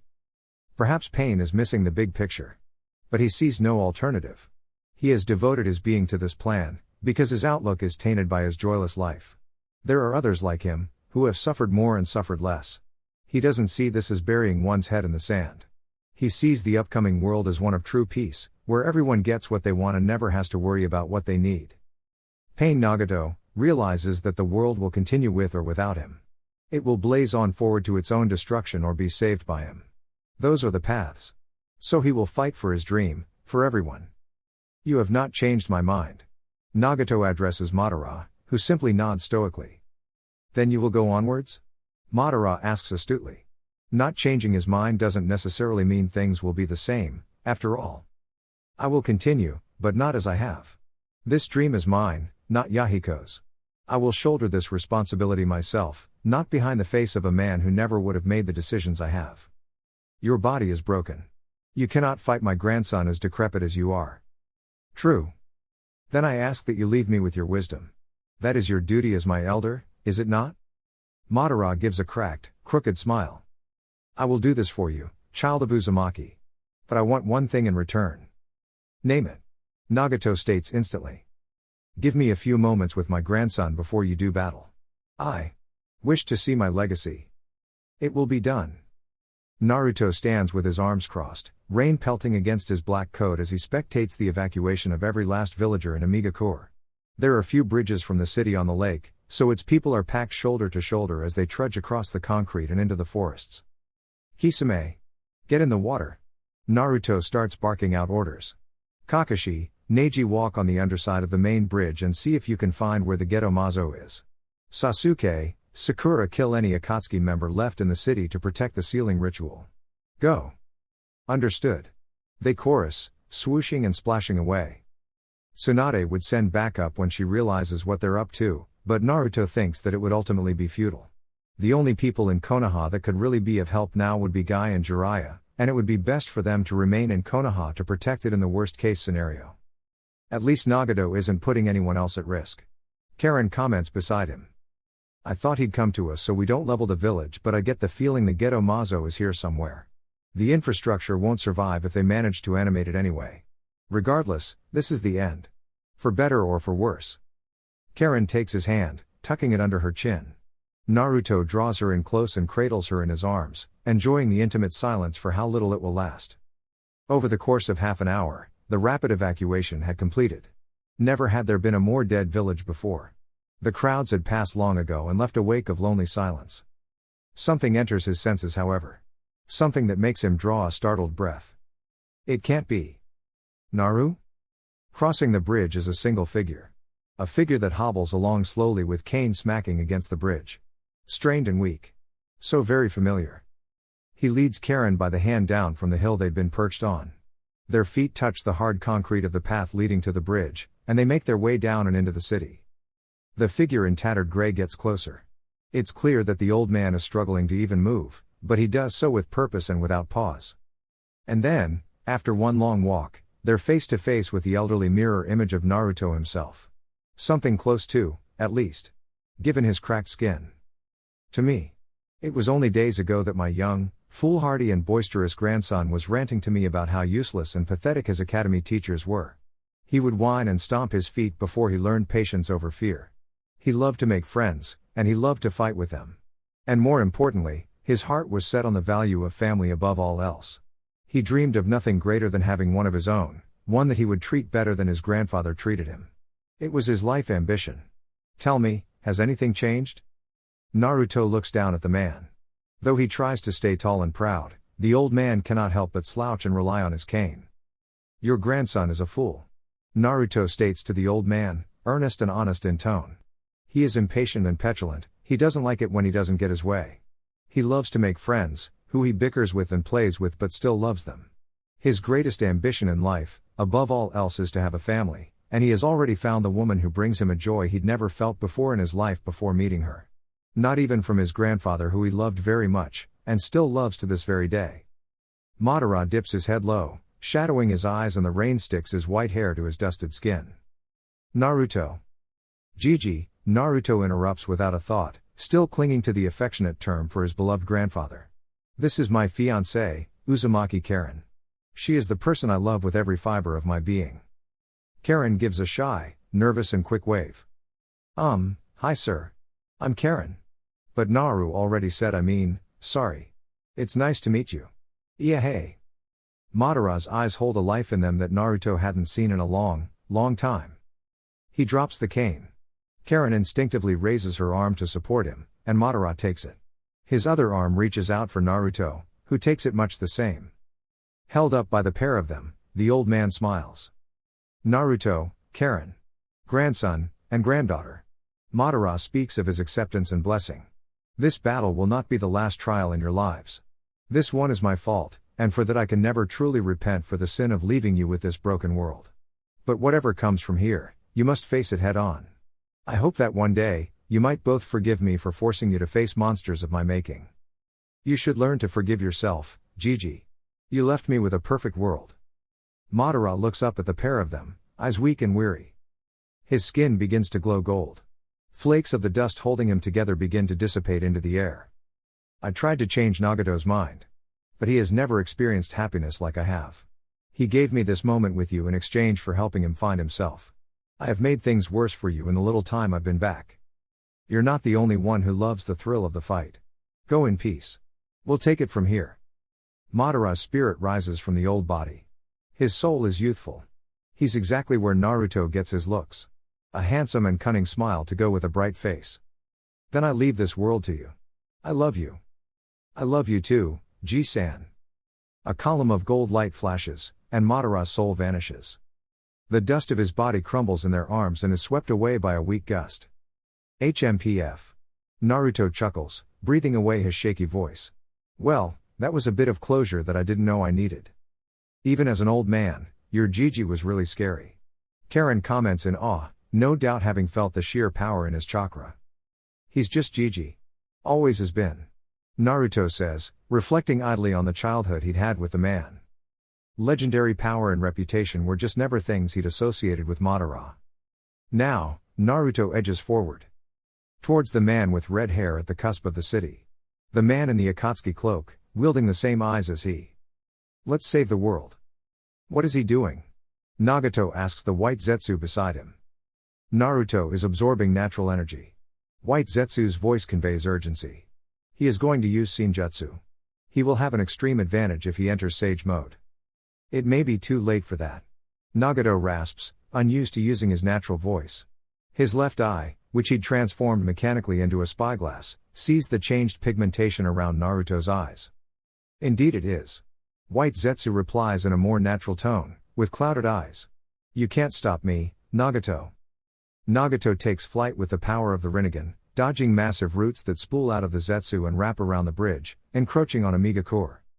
Gakido. He raises his hand at a root, absorbing it into a near-translucent shield before him. This chakra is heavy. The absorption of it is far too slow, the sheer density of chakra contained in it ensured more would grow too quickly for him to pack it away. But Ame is done regardless, so he forgoes the courtesy of going easy on his enemy. Naruto zips forward, a mere speck on the bridge from this distance but visible and easily felt. The best way to separate him from the group is obvious. His chakra whirls into his eyes, and it flushes through his limbs and expunges outward with pure force. Shinra Tensei. The shockwave hits the bridge first. Naruto summons his light blue Susanoo, using his own Rinnegan to channel as much force as he could into the construct, so much that it begins to glow white. The rest of the energy splits the lake, crushes the portion of the bridge that Naruto isn't standing on, and slams into a building on the fringe of Ame. Towers creak and shake violently, and one of the tallest sways back before collapsing over Nagato. He floats away deftly, avoiding the tower and shunting his arms mechanically forward. His pale skin reshapes into projectile containers that launches dozens of explosives. Naruto chases him, Susanoo still glowing. The construct takes greater shape into its perfect form as he channels its power into a single point on its blade. Naruto slashes with it, upward. Nagato is dragged from the sheer power of the gust and nearly loses his independent flight, and the blade of raw energy slices straight through Amigakure and into the mountain range in the distance. A clean cut. The storm clouds part in response to the force generated. Just in time to show a meteor slowly crashing down upon them. Kushios no Jutsu summoning Jutsu. Nagato seamlessly summons 3 massive, demented avian creatures to try and slow the Susanoo's approach. Naturally, even their sharp beaks don't so much as crack the Susanoo. He thinks Naruto's plan may be to bury anyone alive that may be hiding under the village. Obito would survive as a cockroach does, but it would disrupt the sealing process. Instead, he uses the Deva path to compress all of the air around him into a tiny ball in his hands. It grows ever so slightly with each second it takes for Naruto to fly towards him, but it would achieve its purpose in time for him to drag the meteor away. With the power vested to him by Madara's eyes, he applies his control over Futon to help in maintaining shape in one hand while using his other to pull the meteor towards him. Naruto has his own ideas too. Not unexpected. Senpu, Cat and Yokina Uta Sage Art, Fire Release Jolly Song. A small ring of fire darts through the sky, glowing and hissing and a bit too hard to avoid in his current predicament. He launches the ball of hyper-compressed air at it, leaning as much into the predictive ability of Madara's eyes as he could to make it strike true. 2 chakra signatures appear beneath him. Sandaime and Yondaime create a gold barrier to separate Naruto and Nagato. Ninpa, Ipatsuko Johiki one-way rampart. They call in unison. The wall of golden light rockets into the sky and Nagato's improvised futon bomb passes through it. Twin chains of gold chakra stab into the barrier from somewhere on the ground, twisting it and making it wobble as though it were made of thin sheet metal. It flags around, but still manages to catch Naruto's jutsu on its corner. A halo of flame erupts from the point of contact, brightening the dark sky even more and emitting the most bone-rattling shriek that Nagato had ever heard in his life. Enough to sway his concentration. The barrier is torn to shreds by the power of Naruto's Senjutsu, making it quite clear that barrier ninjutsu won't be enough. It seems that luck is on Nagato's side, however. 9 red, enormous torii gates descend from the heavens and plunge into Naruto's Susanoo, knocking it and its wielder out of the sky and into the deep and dark lake. He uses this moment to pull the meteor away with full force. Naruto lets out a puff of air as he slams into the lake. His Susanoo sinks under the weight of Senjutsu enhanced Fuinjutsu. He has lost control over the Susanoo. Hashirama really is a force to be reckoned with, and losing his Susanoo, even temporarily, will affect how this battle goes from here on out. There are kunai sinking in the water too, regularly shaped but marked with an unfamiliar formula. Tobirama appears before him, seemingly trying to reach out and touch the jewel on the forehead of his Susanoo. And as if wrenched back, Tobirama pulls himself away and puffs out bubbles, face marred by irritation before a transformed and shark-like Kisame swoops in to bat him away. He tried to teleport me away. He had a brief moment of control but it was stripped from him. The Nidaime clearly isn't happy with this arrangement and is trying to help them at any given opportunity. Naruto's Susanoo is clearly too great of a target for Hashirama. Even with Senjutsu, it doesn't have the Fuinjutsu resistant properties granted by another of his abilities. Light blue chains sprout from his back and latch onto the torii, counterbalancing the ceiling and giving him just enough wiggle room to withdraw his Susanoo and reabsorb its chakra. Tobirama teleports behind him, but Naruto's senses are too amped up with Senjutsu for the surprise attack to be of any use. Even through the dense water, he whips around and grabs Tobirama by the throat and blasts his face with black flames. He simultaneously spears a black rod through the Nidaime's throat. He feels the magnitude of the chakra controlling the Hokage through the connection. Even these rods wouldn't restrain them. A bubble forms around their heads. Tobirama is still burning from Amaterasu and is missing the top half of his head, but his mouth is still working. Uchiha Naruto. You must seal us or else we'll continue to obstruct you. What if I rip your soul from your body? Naruto theorizes that taking their soul would dismantle Edo Tensei. No good, we're bound to that sealing statue, we'll simply regenerate our bodies where our soul is. Tobirama suddenly teleports them away. Naruto quickly realizes that he's upside down and whirls into a spinning kick that sends the Yondaime away as he's charging at him with a Rasengan. As they're still falling, Naruto forms a Rasen Shuriken in one hand. Not to throw at two enemies that can just teleport away, but to put a grinder between them to defend himself without having to summon his Susanoo again. A massive pole chops downward at him. A pole with an eye? And Hashirama on its tip. As quickly as Hashirama falls upon him, 2 golden chains sprout upwards and manifest a red barrier between them. Karen catches Minato's attention and the reanimated Yondaime throws a kunai, sparking with vibrating lightning chakra to hasten it. Naruto throws the Rasen Shuriken at Karen, not at Minato. She'll know what to do. But in the meantime, Shinra Tensei. The shockwave sends Tobirama flying away, far enough that he's plucked down into the water again by jumping, glowing sharks. Run, Uzumaki girl. Minato shouts over the blistering winds. The girl does no such thing. She stands immovable and unyielding, right where she is. Very nostalgic, he thinks, even as his son's terrifying mastery of the Rasengan hurls towards them. It zips around him and straight at the redhead. But he's getting too close, if she doesn't flee then. Stomp. The shuriken vanishes and Minato finds himself crushed under the heel of his son. He's so fast. Minato thinks, vanishing and reappearing at another of his kunai before his head is run through with a black stake. Irritating jutsu. Naruto spits out, face contorted not too dissimilar from that damn jutsu. Kushina melts the kunai in his hand with superheated katen, looking vicious. Limbo, Huken. Minato freezes in place, only to vanish again. He finds himself in water with Tobirama. What happened? It was as though Naruto had done something that completely halted him, but Tobirama had used Hiraishin to summon him away. If they all get caught by that jutsu at the same time, perhaps they could be sealed simultaneously. Minato and Tobirama both reappear beside Hashirama and Hiruzen in a dingy, broken bar with neon lights shining brightly on them. The best chance we can give them is to be as uncoordinated as possible. Minato states immediately. Our instinct is to work together, but we have control over our minds, so we tell each other complete gibberish that our controlled bodies will accept as a viable plan. Good thinking, Yondaime. Toburama agrees seriously. Your boy is gifted, but even he cannot defeat all of us with time to spare to stop that Obito if we're too in tune with each other. I fear that Naruto-kun is the only one that is capable of fighting us. Hashirama points out. I can sense the Uchiha Jinchuriki, he is making efforts too. Enough. Toburama interrupts. Not too much information. We focus on Naruto. We do not speak a word of his allies or our bodies will be forced to go after them. Reconsolidate your mind, think of Naruto as our enemy. Our only enemy.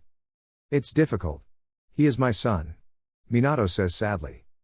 He is not your son. He is the enemy. Hiruzen corrects. Minato doesn't want to think of the vile undertone to his statement, he just dismisses it as being in character. Let us go. Toburama orders, evidently sensing something that they can't. He puts a hand each on Hashirama and Hiruzen, while Minato teleports in his wake. They reappear again, pelted by rain as the sound of toppling metal assaults their ears. They stand on a connecting bridge between two skyscrapers, ill-lit as though all lights around them had turned off suddenly. And across from them stands his son. His chakra is intoxicating. So much like his own and yet so much more powerful. Does this make you Uchiha Uzumaki Namikaze Naruto? Minato asks with a weird confusion and almost jesting tone. Wow. Naruto says incredulously. Jiraiya said you were terrible at giving names, but I had no idea it was this bad. I sincerely hope that Ka-san thought it was funny instead of stupid. She did not. Minato replies sheepishly.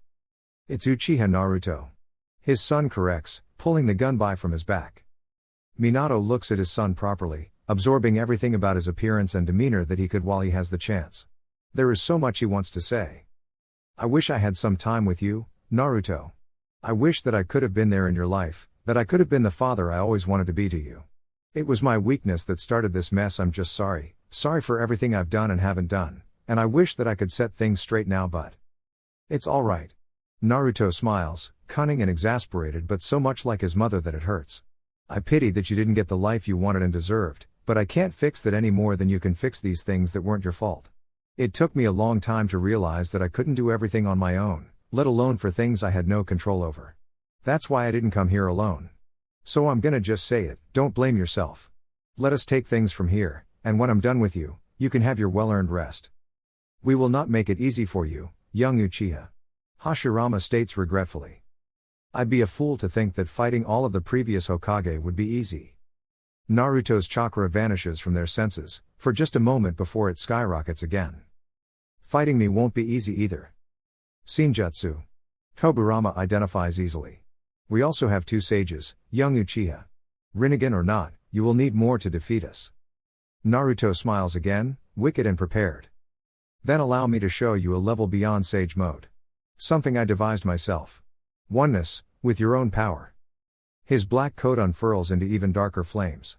His hair gains the same properties, flicking as a controlled fire in contrast to his skin. It continues, downward, until every article of his black clothing is an umbral flame, harmless against his own flesh. Naruto levitates, showing that even the metal he was standing on seemed untouched by Amaterasu. I'll say it now while I have the chance. Konohagakure still stands strong. We've had our fair share of hiccups, but the citizens and shinobi are happy. Their Hokage treats them fairly and with respect, and they fear little in the face of trouble. Tsunade has proven herself to be the leader that Konoha needed in your wake, To-san. Hashirama, she's even bringing her own little Senju into the world soon. And Toburama, your own grandson is my apprentice. I swear to you all of you, that I will protect what you left behind with my life. Except you, Sarutobi. I've seen to it that your kind is a scarcity. What do you mean by that? Hiruzen asks darkly. Die in a hole, Sarutobi filth. Like the rest of your kind. I thank you for your words, young Uchiha. Toburama nods with a smirk. It's good to know that there are still men like you in our village. And I hope that my grandson will flourish under your tutelage. Minato, against his own volition, enters sage mode quickly. As does Hashirama. Son, I hope that you really are ready. Minato feels the last of his control slip. The black flames adorning Naruto do not settle. They still flick and wave, as if he is cloaked in it. The pigment under his eyes makes his Rinnegan stand out even more with the dark, fiery bang over his other eye. You've done something quite remarkable. Hashirama compliments genuinely. It's as though you've. Minato feels lost, but perhaps that is for the best. Shodai-sama must be far more adept at senjutsu if he can feel what's going on. A personalized sage mode, one unconnected to the chakra of other people. This power is who and what I am. I am a part of nature, changed and altered by the blood and flesh of my ancestors and someone who cannot be dragged down by anyone's folly but my own. The combination of senjutsu, and the theoretical state of chakra that I call Ito-Kiri chakra mode, threadcutter chakra mode, in which one's chakra truly belongs to them, and only them. I am Uchiha Naruto, and I formally introduce you to Kurnarigetsu. Ready yourself, Naruto. Hashirama shouts desperately. Senpu, Mukuten, Shinsasenju. Eclipsing the sky is Hashirama's massive, 1,000-armed wooden monster. It casts an even darker shadow over Ame. The noise it leaves with every stumbling step as buildings are squashed under its immeasurable weight almost makes Minato cover his ears, even from its head. But Naruto doesn't flinch, even as buildings topple around him and even on top of him. A tower crashes upon him, but he slides right through it as Amaterasu engulfs the area around him and burns straight through. And then, he readies his weapon. The gunbai. A tool of mostly fear, and only a utility in the hands of a true monster. Naruto gives a wide, horizontal swing, and a black blade of fiery wind launches through the sky and expands so massively that it becomes an inevitable conclusion. And instantly, the black blade arcs so fast and expands so quickly, that it slices straight through Hashirama's jutsu and bisects it entirely. Black painted moon. Minato thinks, teleporting away. A fitting name for a chakra mode that can turn the Shodai Hokage's pinnacle ninjutsu into broken, wooden doll. He smiles. Maybe things really will work out for the best. Karen stares up at Nagato. Nagato stares back. She wonders just how much Nagato inherited from those eyes. Madara's will, at the worst point of his life. She entertains the thought that it even has an effect on how he likes his hair, parted to cover his right eye. Just like Madara and Naruto. It is not strategically sound to bring a Jinchuriki into a battle against powerful shinobi who are attempting to capture all of the Baijuo, let alone two. I do not see the wisdom in your actions. Nagato drones, almost lecturing. This isn't a strategy. It's desperation, you twit. Yeah, well, it's not exactly a great strategy to let the enemy run through your village and find the people responsible for this mess. And now you're yapping to me. Great. Curiosity. Nagato persists. You are an Uzumaki, like myself. I wish to understand your motives. I want to know why you grew to become this woman while I festered in darkness. Be grateful that I'm giving you more than a moment to speak before I place you in shackles. This battle should not have been yours and I want to know why you're here. You're looking too deep into it. Humor me. And you'll let me answer as honestly as I can? Karen thinks this is a good opportunity to bide time and prevent Nagato from returning to the battle. If it so pleases you. Nagato replies dryly. Karen thinks carefully. Hard to do over the noise of the rain and the collapsing architecture. How does she pinpoint exactly why she fights? Naruto gave her the choices to pursue life however she pleased. She could have been a regular shinobi. She could have been a medic, she could have been a baker and Naruto wouldn't have cared. He would have been happy to let her do whatever she pleased and yet she chose this path. One that leads her into danger and great risk. But she can't think of a convoluted answer with more than one word that explains it all. Love. Karen answers. I found someone who could drag me from my deepest pit of despair. Someone who presented me with endless opportunity and choice. Before I met him, my life was just figuring out how to survive. He let me learn who I was, he gave me a sense of belonging, even from the day we met when I was completely terrified of him. He let me decide for myself what I wanted to do, who I wanted to become, without once asking for anything in return. His unconditional love helped me learn what love is again. I can't put what I do to logic. I just love him so much that I'll be by his side, even as the world ends. And before love? What was your life before you found this? Reason? Pain. Karen shrugs. Despair. Loss. Hate. Take your pick, you're way older than me, you'd know what those things are even better. Does your love make the pain worth it in the end? Even as the world you know collapses around you? Hundreds of times over. Karen answers with heart. Nagato appears pensive in his silence. You are young, he says bluntly. You have yet to experience the world as I have. Yeah, well, there are plenty of people who never will. I'd say a good portion of oldies have suffered too. I dunno what made you turn out like this, but I don't care, I'm gonna do everything I can to make sure other people can have a chance at love and joy like I do. In Mugen Tsukiyomi, everyone will. Nagato argues. A life where everyone is happy all of the time? Gimme a break, people's brains'll melt and they'll find excuses even in their own dreams to give meaning to that happiness. Face the music. It's not the world that sucks, it's people. We already live in a perfect world, you just got the short end of the stick because of shitty decisions made by shitty people, but even dreams can become nightmares. A pointless dream, thought up by a man who thought life was nothing but suffering. Just like you, and guess what? He made his grandson the worst enemy of that dream. Just because you've had a bad life, doesn't mean it can't get better. Things do not appear to even be capable of being better from my perspective. Sucks to be you. Karen retorts snidely. She pulls a kunai from one of several pouches. It's longer and thinner than average, with tiny bladed hooks pointing upward from the top of the hilt. Designed to stick into something without budging free from little force. She throws it in the water and rapidly throws another straight at Nagato, manifesting a Rasengan in one hand.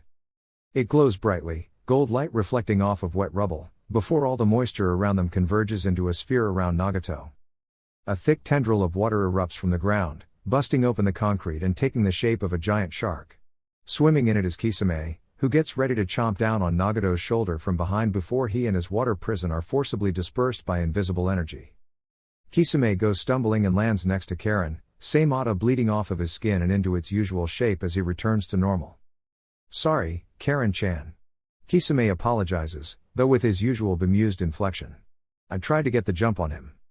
You took some of his chakra, that counts for something. Not much I think, it's even stronger than yours. Better than nothing, thanks. But we should get on this before he rejoins the fight against Naruto. My thoughts exactly. She spots the kunai she threw at Nagato in the mouth of Seimata, poking out just a little. Kisame. Traitor. Nagato narrows his eyes, seemingly unaffected by having his chakra forcibly drawn away. Have you not done enough to this dream that you would fight against me again? The ground shakes before Kisame can respond. A wooden construct eclipses Amiga-core.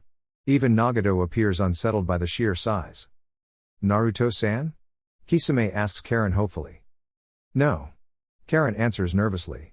That was the Shodai. But in that very moment, a wave of black fire splits the Shinsesenju in two, and in topples with loud crashing and creaks. Sawdust explodes out through the village. Not just that, but massive sharp slats and chunks come breezing through.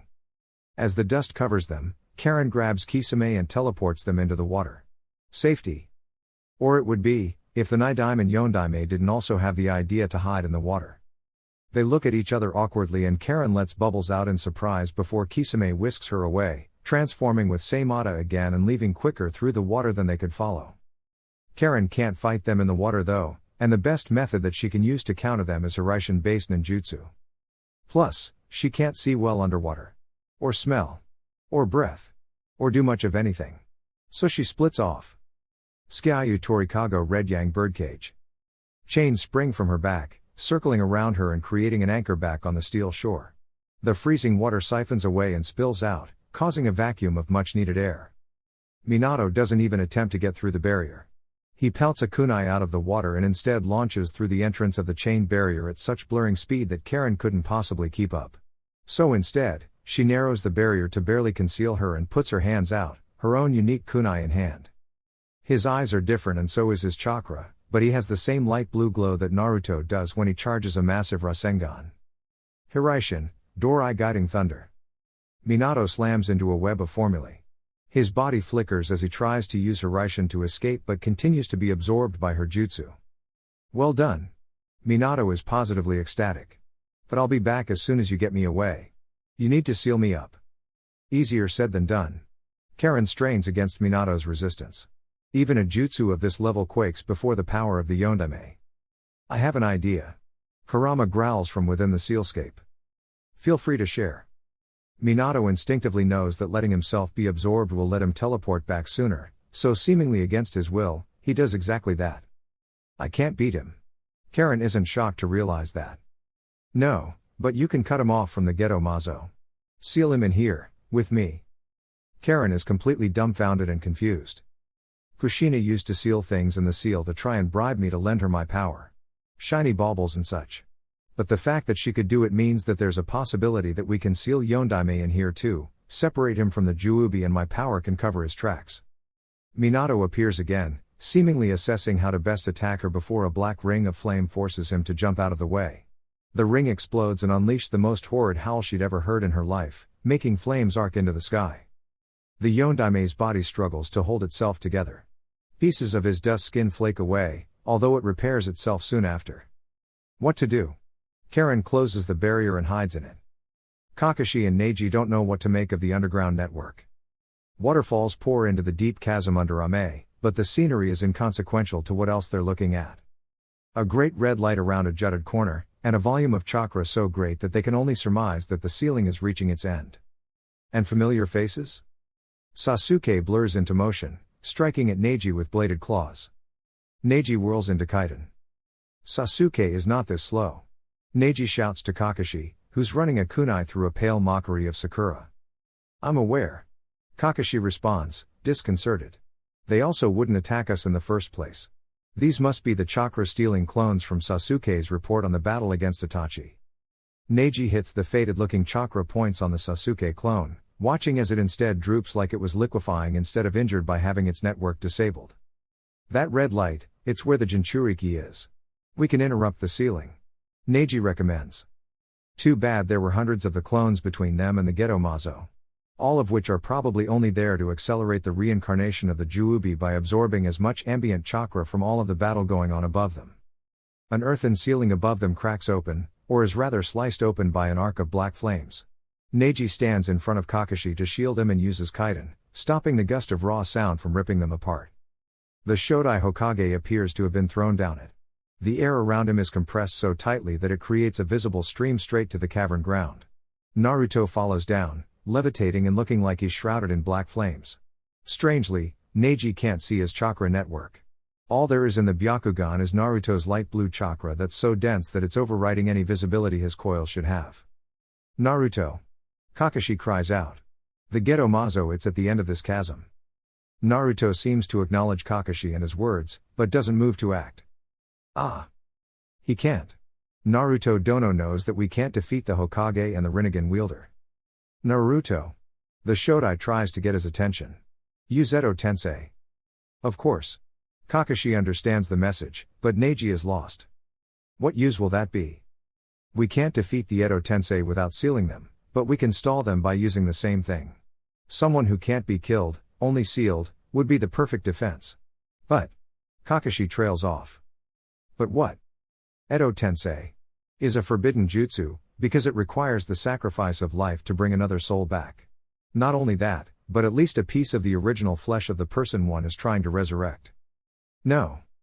Neji is startled when Naruto appears before them. As far as he knows, Naruto can't use Hiraishin. So how? These ones are different. The Hokage are at what is virtually full strength. Edo Tensei is meant to use the chakra network of the sacrifice to suspend one's soul in it. Whatever bodies were used to create them is abnormally compatible with their chakra. I think they're white Zetsu clones. But they shouldn't have souls. Something is off, something terrible. The white Zetsu have souls? Kakashi asks astutely. I'm sure there's a moral dilemma there to solve after we save the world. They shouldn't have souls. Naruto reiterates sternly. That's the problem, which means that they used to be humans. Kakashi's mind is clearly working in overdrive, but Neji isn't a prodigy or a master of seeing underneath the underneath. Mugen Tsukiyomi has only ever been used once in recorded history. We know that it captures people in an unbreakable genjutsu. Kakashi realizes what Naruto is leading to. The genjutsu doesn't just capture them, it harvests them. Naruto nods. Exactly. They were once humans trapped in Mugen Tsukiyomi over a millennia ago. It's not a perfect dream world. It's a trap that Obito is falling into. Someone else wants this plan to come to fruition. It's too late for questioning motives. Kakashi goes back into shinobi mode. Edo Tensei is our best bet, we can capture some of those Zetsu and use them. We don't have any genetic material to use. Neji points out. I might have a plan.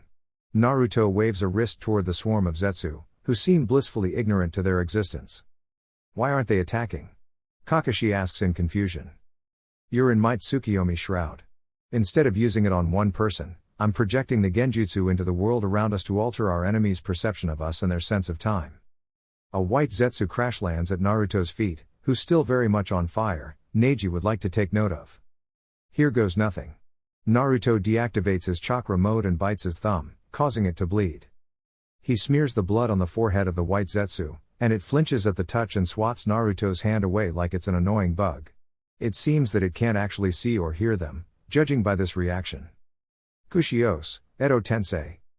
The white Zetsu releases a blood-curdling scream as it folds in on itself, shrieking and turning inside out and refolding again and again until its pigment starts to change.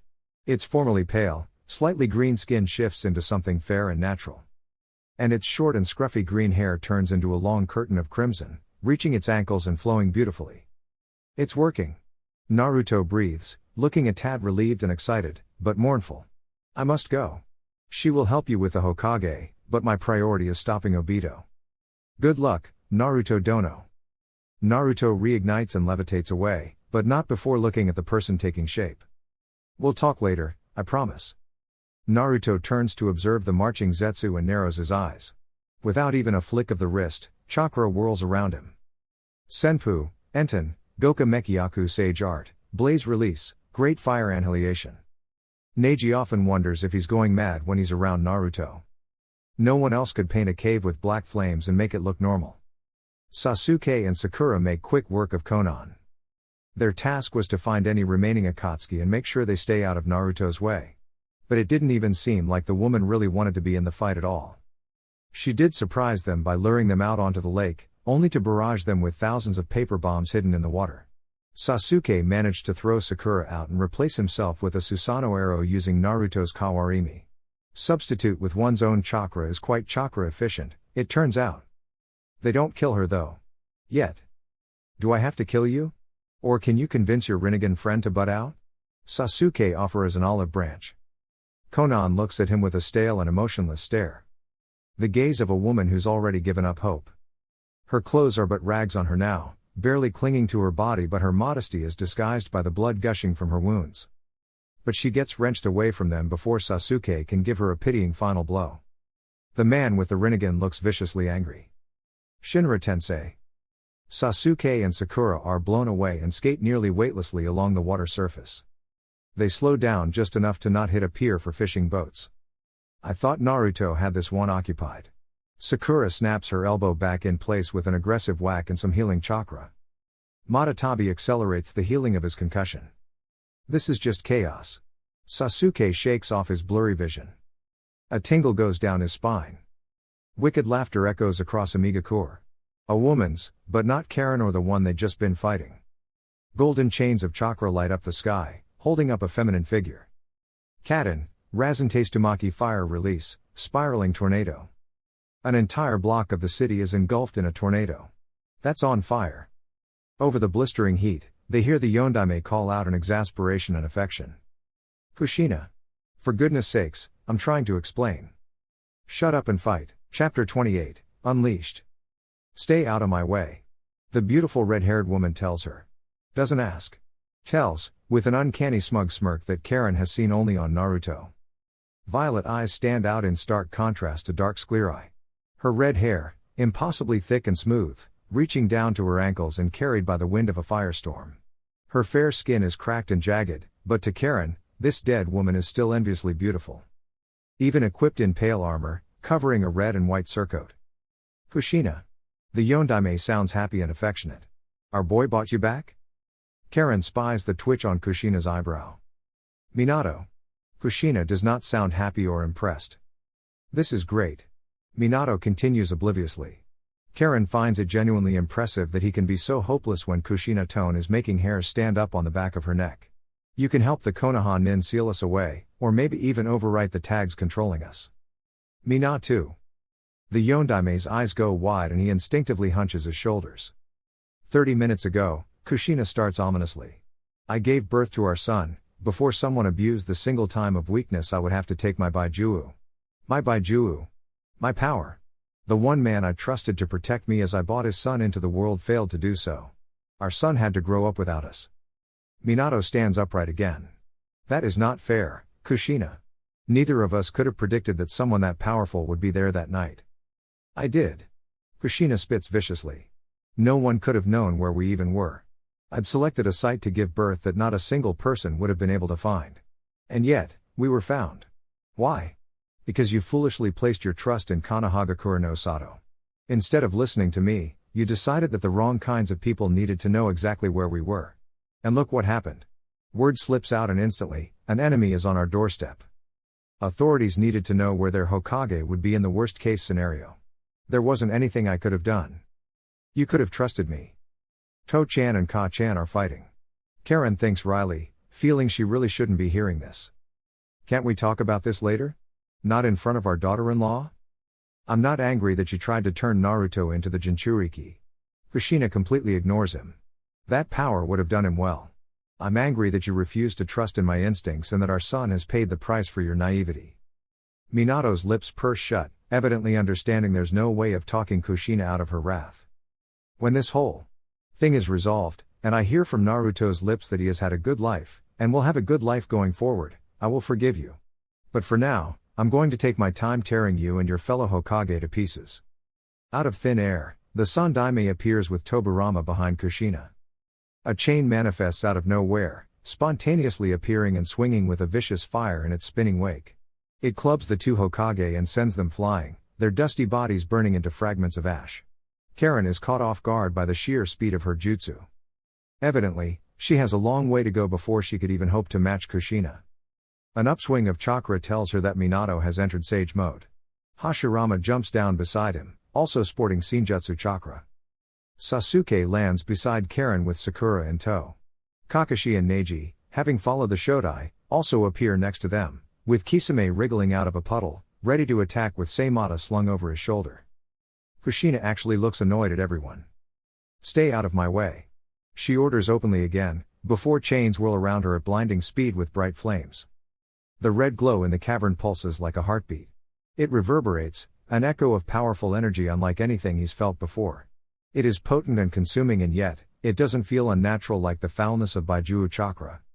He doesn't feel a hint of the Sanbi, which means that's already packed away in the statue. Nor does he feel any trace of the other Baijuu he's familiar with. All that there is a mass of tentacles being absorbed quickly into the growling statue. Too late again. Kabuto jeers excitedly from one of the fingers of the statue. This is an ongoing problem for you. Isn't it, Naruto? Always on the scene too late, held back by your desire to protect a broken system while charging ahead into the unknown. Kabuto. I see you. Naruto comments dully. You were a worthy adversary. In another life, I like to think we would have been friends. Obito has the Rinnegan. He checks out the cavern. It appears as though even the environment around the Ghetto Mazo has changed, forming unusual swirls in the rock faces. The only people left to seal the Hachibi are Obito himself, Kabuto and Black Zetsu. Getting sentimental on me? Is this what you're like when you know the end is coming? Kabuto seems off-put by Naruto's words. Merely the regret that I have to kill you now, instead of being a lifelong friend and rival to push me to even greater heights. Do you see me now, Kabuto?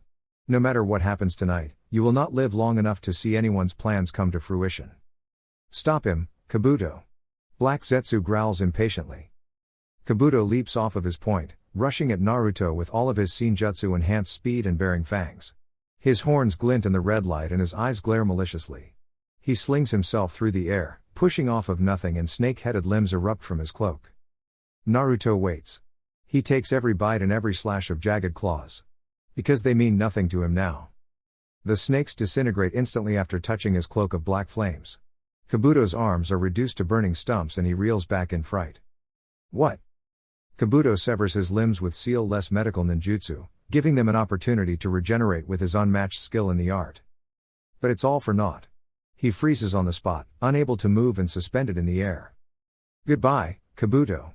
I hope your next life is more rewarding than this one, as an enemy of Uchiha Naruto. With one swift motion of his empty hand, Kabuto's entire body collapses into a tiny ball of compressed meat, glowing with what remained of his powerful chakra. Naruto slaps it onto his gunbai, making it glow a blinding white before all the energy contained turned pitch black. Tenbunri Heavenly Separation. With one downward swing, a massive arc of black flame that eclipses the Ghetto Mazo, cleaves its left arm off and sends Black Zetsu tumbling to the ground with it. Brown liquid pours out of its amputated arm, but it stops before it could bleed its chakra everywhere. Stopped, and then reversed upstream. The detached arm fuses back. Obito smirks, Sharingan and Rinnegan glowing in one hand in a seal. Too bad for you, I always have an ace up my sleeve. Kushios no Jutsu summoning Jutsu. In Black Zetsu's place, Nagato appears with Konan slung over his shoulder. What? Nagato's Rinnegan look around in confusion. Sorry, Nagato. Kia hey. Black Zetsu's arm melts onto Nagato's back. You. Obito casts another sign, causing black stakes to erupt all over Nagato's body. Black Zetsu's liquid-like body swarms over Nagato and takes control. Finish the ceiling. Obito barks out. I will handle Naruto myself in the face of his incompetence. Hashirama ducks under the pink-haired girl. For such a delicate-looking child, she has a devastating punch, smashing apart everything her fist comes in contact with. If only she were quicker, although. He's forced to create a massive, Senjutsu-enhanced hand of wood to catch a miniature Baiju Dama. This Uchiha is fast. What he lacks in strength against Hashirama's Sage Mode, he makes up for aplenty in speed and chakra strength. To think that someone had attained this level of synchronicity with a Baiju, so much that they fight as a single being. It's beautiful. And against his will again, he leaps over a lightning dog running at him and spears it with a wooden stake. The absorption properties of the Makuten completely nullify it. The white-haired one spoke of you three, he roundhouse kicks the pink one in the head, breaking her jaw, though she heals in a snap. You are the ones close to Naruto. Listen, you must seal me. The three of them stay silent, merely continuing to assault him. They already have a plan. I must be distracted, else my body will betray my intention. He backflips over a set of burning claws, stamping on them as he lands and pinning them to the face of the collapsing building with vines from the gaps in his sandals. The Uchiha spits a blue fireball straight in his face in retaliation, though Hashirama backhands it and directs it away with a blast of raw chakra that cracks the already destroyed building and sends it crashing down. Sudden weakness hits him, fluctuating his chakra wildly. What? Nausea assaults his senses. That shouldn't be possible. He's dead. Something overwhelming overcomes his body, like an instant fatigue and hopelessness. Like his body has completely given up. His chakra is gone. The Uchiha is evidently shocked. The three Konoha nin leap away as the building collapses on top of Hashirama. A block away by the torn pier, Kisame faces off against the Nidaime Hokage. Conventional combat will be ineffective on my current body. I hope that you know Fuinjutsu, swordsman. You're such a chatty Hokage, ha-hey. Kisame chuckles, albeit with a strained look and some irritation. But Kisame doesn't really know what to do besides keep shredding away. His jutsu speed is too slow to keep up with the Nidaime. All he can really do is fight to a stalemate, putting water between them to buy him a second of life before Tobirama can slice his throat open. Unless Tobirama has strong chakra, being a senju. If he can turn that chakra against him for even a moment, he might gain the upper hand long enough for Karen to seal him. So, he'll exploit Tobirama's jutsu. Suten, Sweryu Udan Water Dragon Jutsu. Tobirama weaves one sign, and the rain and liquid around him transform into a massive water beast. Kisame whirls Seimata around and round, kiting the water dragon around it and compressing it into a sphere of water. Suten, Daibaka Suishoha Great Exploding Water Colliding Wave. The sphere of dark water expands rapidly. Pillars of water gush from everywhere, sewer ways and the lake, even the air around them to create a water prison so massive that it even eclipses the fiery tornado that Kushina set into motion earlier. With Tobirama's chakra virtually distorted and therefore sealed in his water prison, Kisame gets to work before the Nidaime can rush him. Suten, Daikodan Great Shark Bullet. Kisame grits his jagged teeth with desperation. The entire sphere reforms in tsunamis into the shape of a shark, glowing with the power of ambient chakra. As if it has sucked the light out its surroundings into its monstrous mouth. Near translucent lines are drawn in the sky between Tobirama and the shark. Well done. Tobirama praises genuinely. I can't feel my chakra at all, I won't be able to use Hiraishin. Now finish it. The massive shark crashes into Tobirama, absorbing so much chakra that his body flakes and the pale clone used for his resurrection is exposed underneath. The surrounding buildings were collateral damage in their wake. The shark swims across the village, whipping around and causing destruction everywhere, even in the face of the tornado. It moves exactly as a predator of its namesake, before Tobarama's chakra is finally fully drained. Kisame's jutsu collapses. He's exhausted from using that much power, though the chakra he'd stolen quickly transmutes into at least a little of his own, enough to keep standing. The shark, drained of chakra, plummets and floods the city. Tobarama lay helpless on the ground. Karen! Kisame calls out. Swordsman, Tobarama says forebodingly as his body begins to regenerate. I don't think you'll need to. Don't get all tricksy with me, Tobarama-san. Kisame slams Seimata onto Tobarama's chest to keep him immobile. My body is regenerating but I don't feel my chakra. I can't move. Something has changed. Kisame says nothing as rubble around him begins to levitate and the air starts to feel heavy. Neji initiates a kaiden with one of Karen's chains in hand. He slings her forward toward their enemy. He doubts this would work, but they had to try at least. Rasengan! Karen cries out, slamming into the Sandaime Hokage and blowing his chest cavity out of his back. What? That was meant to be a distraction, not actually effective. Sarutobi's entire torso is blown apart. It puts itself back together with the characteristic dust of Edo Tensei, but he remains immobile. A flaw in the jutsu? Hiruzen speculates. No, something is different. Kakashi, Sasuke and Sakura appear before them. You guys alright? Karen asks with short breaths, wiping sweat from her brow. I guess. Shodai-sama stopped attacking us. Kakashi dumps Hashirama's immobile body next to Hiruzen. Slightly disrespectful, Neji thinks. But he'll give it a pass considering they probably barely got away with their lives, given the horrid state of their clothing and their open wounds. Even Sasuke appears worse for wear. Kisame appears this time, doing the same with Nidaime-sama's body before collapsing to his knees. Sakura rushes over to him. Where are you wounded? Sakura inspects him. Just chakra exhaustion. Kisame slouches back and rests his back against some rubble. He pokes a floating rock out of curiosity, watching as it floats away. Is this Naruto? Neji activates his Byakugan. The sheer amount of chakra in the atmosphere is frightening. But it's so dark, pitch black even. But Naruto's wasn't this coloration, even using that strange new chakra mode. Naruto and Obito are probably duking it out.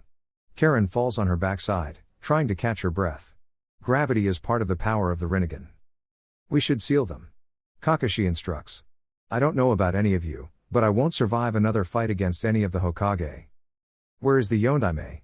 Tobarama asks astutely. Right here. Kushina strolls up with Minato slung over her shoulder. A fight just isn't the same without hot blood pumping through my veins. Kushina mutters, dissatisfied. She drops Minato down a bit more delicately than her demeanor suggests she would. I've got an idea. Karen opens. I could seal the Hokage in here with the Kyuubi. She pets her stomach. Neji wonders of the validity of such an endeavor. But if they don't have chakra, then surely they couldn't find a way out? Kushina laughs. Did Neji miss something? That doesn't seem safe for you. Please don't put yourself at risk for something that may not work. Hashirama insists. I like you, girl. Kushina compliments with a smirk. Something as harebrained as that would be something I would think of. I agree with Kushina. Minato states robotically, though his eyes glint with mischief. Kushina whips around to glare at him. Minato smiles back. It won't be necessary. Kushina turns back around and approaches Karen. He sees where Naruto gets his height from. Both Yondaime-sama and Kushina-sama are certainly genetic specimens of an interesting variety. Why aren't you affected, Kushina-sama? Neji asks, trying to connect the dots. You are an Edo Tensei, but so are the Hokage. Did I say that you could speak to me, Hyuga? What she's trying to say is that she's not bound to the same thing that we are. Minato translates kindly. Naruto summoned her, but the thing we're bound to has changed. It absorbed all of our chakra but not our souls. Kushina ignores all of this, walking over to Kakashi instead and immediately pulling him into a close hug. Are you alright? She whispers in his ear, uncaring or unaware that she's heard. Yeah, Nei-san. I'm fine. You looked after your little brother? I did, I promise. You took care of yourself? Kakashi hugs back hesitantly. It took me a while, but yeah. And I have more to look after now. Good. My strong boy, I'm proud of you. Now, care to explain why Obito is alive and you don't have the Sharingan? Kakashi looks around at the impatient and exhausted allies surrounding him. Karen, still waiting for an explanation as to what they need to do about the Hokage. Neji, looking off-put by Kushina's rebuttal. Sasuke and Sakura just looking sick of everything and wanting to be anywhere else. Alright. Do you want a quick or long explanation? Quick. Kushina releases him. So turns out your father is Uchiha Madara and he got all sad your mother died, so he made a convoluted plan to put everyone in the world under an illusion of eternal happiness by becoming the Jinchuriki of the Juubi and reflecting a genjutsu off the moon, but he couldn't do it himself due to bad hips and dementia, so he rescued Obito and made him assume the identity of Madara, trained him up and had him try to fulfill the plan for him. Madara faked his death again and then got all sad that Obito killed you, so he had a change of heart and raised Naruto with full knowledge of all this crap and taught him how to use his power before he actually died. Obito was pretending to be Madara until recently and he took his Sharingan back, but it's all good because Naruto made me a new eye. Oh, and the Juubi is kinda real and it can only be controlled by someone with the Rinnegan, which is real too by the way, but both Naruto and Obito have it and Obito's kinda got a head start, but Naruto's basically the strongest man alive, so it's kinda fair. K. How do we assist Naruto? Just like that? The people around them chorused. Unfortunately, there isn't a whole lot we can do. Nei-san, I don't want to tell you this, but even you wouldn't be able to help. The best thing we can do right now is to wait for the perfect moment and hope. The pile of Hokage bodies don't move, but the Sun Daime still begs a question. Kakashi, what happened in Konoha? What happened to the Sarutobi? Kakashi looks down upon him coldly. Under the rule of the Godime Hokage, Tsunade-sama, traitors to Konoha die a traitor's death. The ground shakes under them, causing some alarm. What now? Karen asks. We still need to do something about this lot so they don't get in the way. Ceiling formulae turned inside out. Kushina shrugs dismissively. Stop chakra going in rather than out, they can't be manipulated. Easy. Karen looks at Minato, dumbfounded. Minato gives a sheepish smile back. Yeah, she really does make it sound way easier than it is. But she's better at Fuinjutsu than I am, I'm more of a space-time guy. You should watch, Karen-chan. You might learn a thing or two. Kushina merely waves a hand over Minato, gold chakra spiraling out and making a print on his chest. The signature spiral of the Uzumaki clan is the centerpiece of a slowly expanding network of back-to-front seals in a tight network. It's really a rather basic piece of work, but the mastery of putting it on backwards effortlessly like this speaks of such fine control and expansive knowledge that Karen really is in awe of how easy she makes it look. Minato's own chakra seems to spawn from within him. Maybe the template used for his reanimation remembered how his chakra felt and is instead using natural energy to restore itself quickly. Possibly the perks of being sage, but the chakra of dead people is uncharted territory. It is wholly unlikely that they could test any theories or conclusions they come to. Minato regains control over his movement, setting everyone on guard again. Hey, it's all good. I'm me again, well, dead me. But I'm in control. Kushina punches him in the head, causing the weak skin to flake off before regenerating. I don't suppose telling you that it doesn't hurt right now will stop you from being angry about this? No. It won't. Kushina glares up at him, though she appears more hurt than vicious. I didn't take your warning to heart and made you feel like I didn't trust you, and I wish I could take that back, but I can't, and our son grew up without us because of my mistake. I've got 100 regrets that I can't fix, and I know that nothing I say or do now can help. I'm not resentful of you, Minato. I just wanted you to discard your naivety for the sake of our son. Your trust was abused, but I feel like my trust in you was too. It was my choice. Minato says quietly. If it takes me 1,000 lifetimes to earn your trust, then so be it, but don't think for a second that I'll apologize for doing what I thought was best from the bottom of my heart. Especially when we left our son in capable hands. He gestures to Kakashi, but his eyes don't stray from Kushina. There's no way of knowing if what we wanted was really the best case scenario. So I'm going to accept my mistake, learn from it, and if by some divine miracle we're reborn, I'm gonna damn well listen to you next time. But I'm not going to tell you that I'm sorry when it's our son that went through those hardships, not us. Kushina raises her fist but throws her punch at the last second and an open palm lands on Minato's chest. Just listen to me next time. You wouldn't be you if you didn't make that choice with your heart. I am still angry with you. I never expected an apology, but you will make it up to me in death and make it up to Naruto in what little life we have left. I will. Minato promises. Something rolls from Kushina's lips that is undisguised and genuine. I love you. Don't go breaking my heart again. I won't.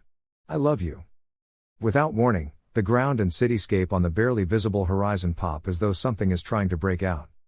The 3 Hokage that hadn't been sealed begin to glow. My soul is leaving. Tobirama appears relieved, as much as his stony visage can convey at least. I wish you luck, little saplings. Hashirama's structure begins to melt though his soul rises from it. When you win, don't let my little Tsunade touch alcohol, ever. Make sure the boy she falls in love with knows her place, or so help me. Hashirama shakes his fist threateningly. I can't believe I missed so much. He wails dramatically. Why aren't I going? Minato looks down at himself. I guess you're severed from the control point. Kushina suggests. Regardless, if we're unable to assist, then what do we do? And who's the Uzumaki girl? Karen-chan is our daughter-in-law. You are the Jinchuriki of the Kyuubi. Kushina deduces quickly from her chakra. What nation do you belong to? Hi to you too? I don't belong to a nation, I'm just Naruto's fiancé who happens to live in Konoha with him. Am I gonna get the if you hurt my son you'll regret it talk? Naruto chose you, and I trust that he has picked his partner well with Kakashi's guidance growing up. Kushina knocks back. It is not my place to argue with his decisions, even if I were alive. His decisions are his to bear, though I hope his faith in you is not misguided or naive, nor yours in him. I do not know him and I do not know you. Perhaps when you're both dead we can introduce ourselves and understand each other. But for the record, my name is Namikaze Kushina. Uzumaki Karen, soon to be Uchiha Karen. I'm too young to be a grandmother. Take your time. Wear protection. No. Karen refuses instantly. Protection is illegal in our house. Kushina throws her head back in a great gale of a laugh. All right. I like you, Karen. As the remaining dust of the Hokage vanishes, the air itself gets thicker. I guess we'll wait now. Kushina sighs. She didn't have to wait long. Black and purple swirls lunge at each other. Virtually blurs to the naked eye, only the coats of the battling warriors could be seen through the dense smoke and rain. From the figure cloaked in black flame, what appears to be white ribbons with a silver sheen launch from his hand. They curl and bend with unnatural accuracy and speed. Everything they crash in to reveal what they truly are, a wood that brings white roots and black flowers. A building is virtually terraformed, held up by the white life-giving energies of nature. Black flowers bloom into many petals. The figure in purple manifests skeletal arms to fight hand to hand. They glow a sickly green and burn away when they black flames touch them, but it's a necessary evil when one's flesh is on the line. His eyes change form, and as if shunted forward by the power of spacetime itself, he vanishes and reappears with near-instant swirls of air and clubs the figure in black in the chest with his green-clad arms. As though seeing it before it could even happen, the figure in black gives a wide sweep of his weapon, casting a blade of black flame through the air. It slices through anything that it touches. All but the one thing it was supposed to hit. Obito moves through it as though it were merely a phantom. Intangible, an apparition of rancid power and hatred. Naruto is the other side of the coin. Controlled, unlike the fiendish ghost before him. Radiant in energies of the world and the self, something harmonious. His gaze is not marred by hatred, but by a frank determinism of someone with his heart and mind set in stone. Obito glides through Naruto, green ribcage trailing behind him to slam into the younger Uchiha. Naruto vanishes as if he were never there in the first place. Obito looks around in confusion before he's punched into a tower. His body flies through several concrete pillars before he reacts and activates Kamui. What just happened? Obito looks around, Sharingan and Rinnegan darting in every direction to find his foe. He assesses his position in space, using his Sharingan to peer into the Kamui dimension. In his vision, the two realms blend together and he realizes that what he's seeing in reality isn't the truth. Very clever, Naruto. Using Tsukiyomi on the environment to confuse me. Obito grins, seeing through the game. If he isn't aware of where he really is, then he'd probably have ended up smacking into buildings without realizing it. The grin is wiped off of his face when he sees Naruto in his Kamui dimension. What? Obito exclaims before Naruto pierces him with a wooden ribbon. Your mistake, Obito. Naruto's smile is cocky and confident. Obito reflexively attempts to use Kamui, and to his surprise, it works. He slides out of the white wood with no issue, regenerative cells already at work patching the holes. He got inside my Kamui dimension and hit me, but I shouldn't be able to be intangible in there, so how? Obito puts one hand out. Gakido. The chakra of Tsukiyomi is pulled into Obito's palm, rendering the genjutsu unstable and forcing Naruto to cut it off. Naruto doesn't just let him. He vanishes again, gun by whistling through the air and alight with black flame. Obito is hard-pressed to avoid it, even with his mastery of the Sharingan, but manages to by the skin of his teeth. A mechanical arm erupts from his shoulder, whirring as it sparks up Raten chakra that pulses out. Another arm from the same shoulder grabs Naruto's wrist, metal wires clinking out of the fingers and holding Naruto still for a moment. The charge of Raten chakra explodes into beams, creating a miniature lightning storm. Ninjutsu may be ineffective alone, but in the face of my mastery of all shinobi arts, a child like you cannot defeat me. Naruto, being electrocuted, quickly reveals himself as a wood clone that unravels into hundreds of ribbons to turn Obito into a pincushion. Obito forces himself intangible again, very quickly approaching his refractory period for overusing Kamui. He floats downward, struck by the sudden sensation of being lighter than he should be. His two metal limbs enter his sight, along with his purple sleeve whisked away by the wind. Of course. Obito's lips turn into a snarl. Tsukiyomi isn't just an illusion, it affects your perception of time. He used it to make me think I had longer to use Kamui when I've been fighting in slow motion this entire time. I thought he'd gotten into Kamui, but he's just been making me think he was. No matter. It won't work twice, this Tsukiyomi and Huken combination. He'd thought Naruto was teleporting, but he's not just moving quickly to his senses.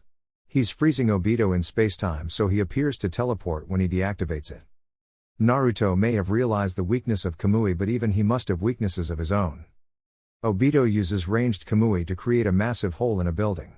It topples over quickly, right on top of Naruto, who merely raises a hand to fling it away. Obito slingshots himself forward again, accelerating his body so quickly that a lesser man would be torn apart by the speed. He floats toward Naruto, activating his right eye's power. Kamui.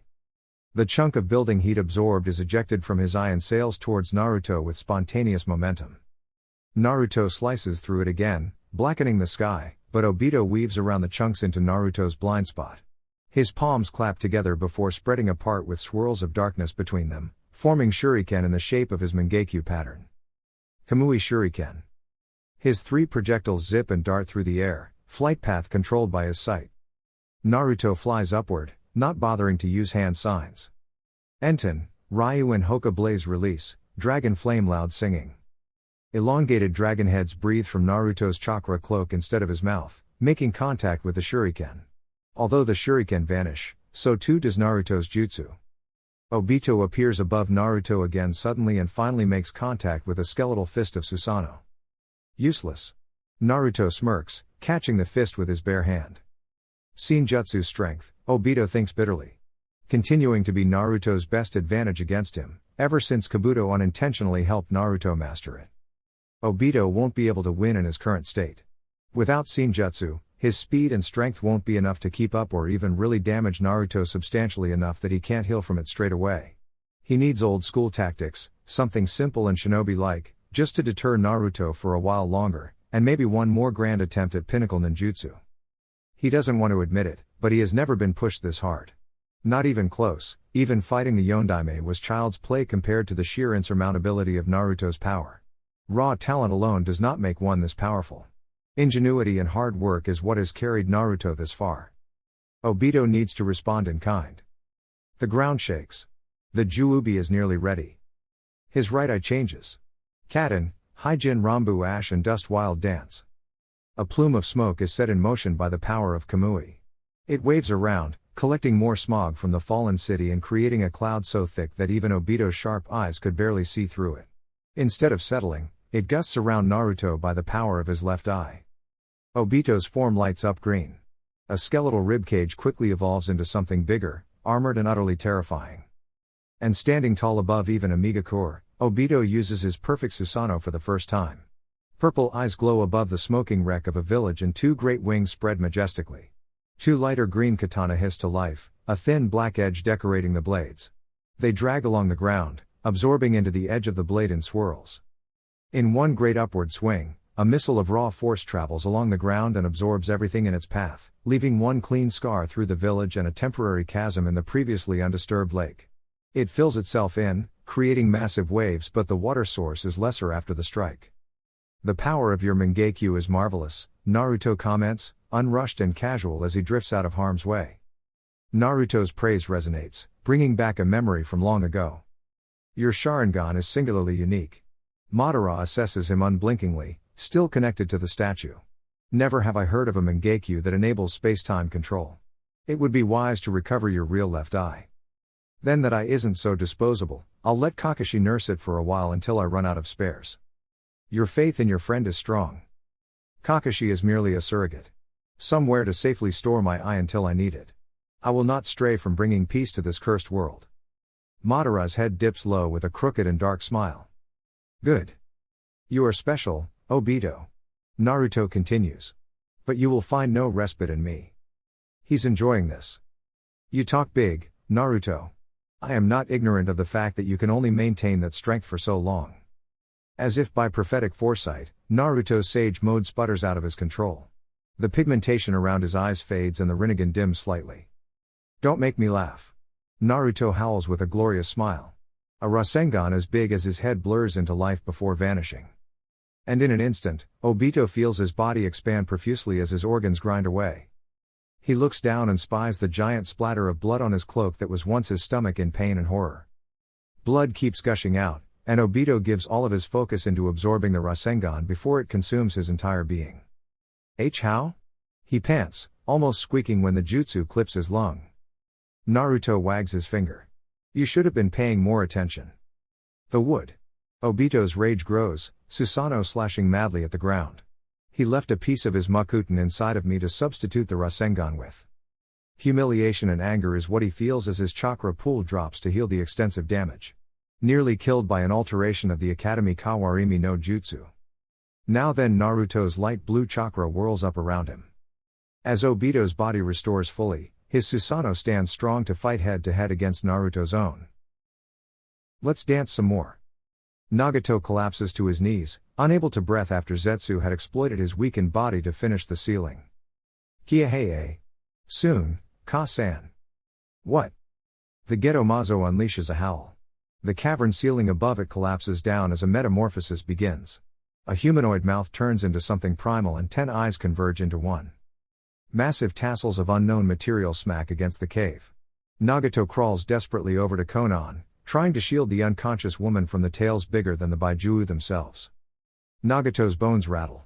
The creature beyond his comprehension begins to dig up and out. Gruug. Karen's head perks up. The hairs on the back of her neck feel as though they're sparking. What do you sense? Kushina asks with arms crossed. Minato seems equally clueless. It appears that only the living are affected. The end. Kurama growls within her. There is still time. We can still fix this. Do not give up now, but know you are about to face something of insurmountable power. Nothing, just a bad feeling. A great canyon bursts open under the city, causing a massive shockwave. Karen feels her body droop, as if struck tangibly by the emotion of helplessness.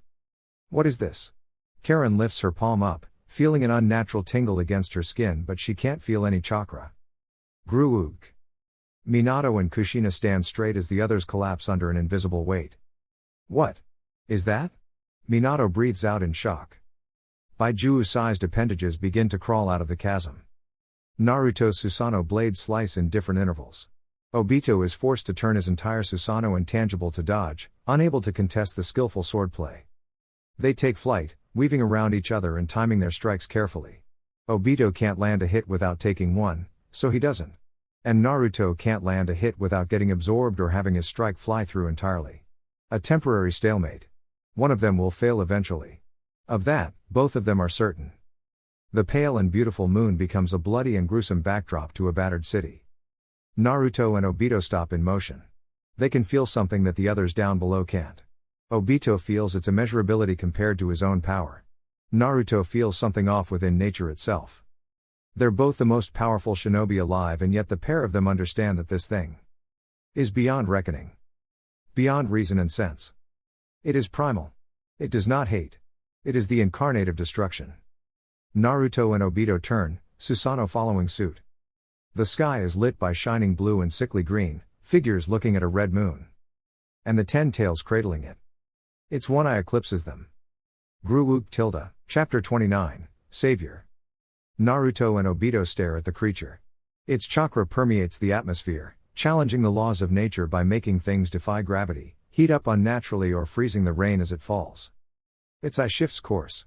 Swishing tails blot out the crimson moon, every step of its monstrous claws shake the earth and the ground ripples as though it were the surface of water. Juvenile beast, Obito rasps. It's chasing the rest of its chakra when it doesn't need it. No matter, I'll be putting a collar on it.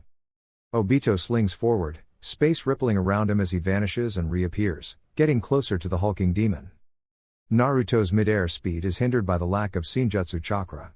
He can only move so quickly, blurringly fast to the eyes of people who aren't on their level, but painfully slow and by far enough to reach the Juubi before Obito can. So he sets a different goal: protect the remaining sources of Baijuu chakra until he can work out a plan to defeat Obito and the Juubi. He flies through the air and hail leaves temporary welts on his skin. In a way, he wishes he could turn off that ability to heal for a moment. Such inconsequential wounds sapping the tiny portions of chakra that could be helpful later. A surge of purple chakra enters his vision. In the distance, Sasuke activates his Nibi chakra mode. The giant flaming purple cat swirls chakra in front of its mouth, creating a dark orb as big as the beast itself. Sasuke and Madatabi fire the Baiju Dama at the Juubi, a futile effort.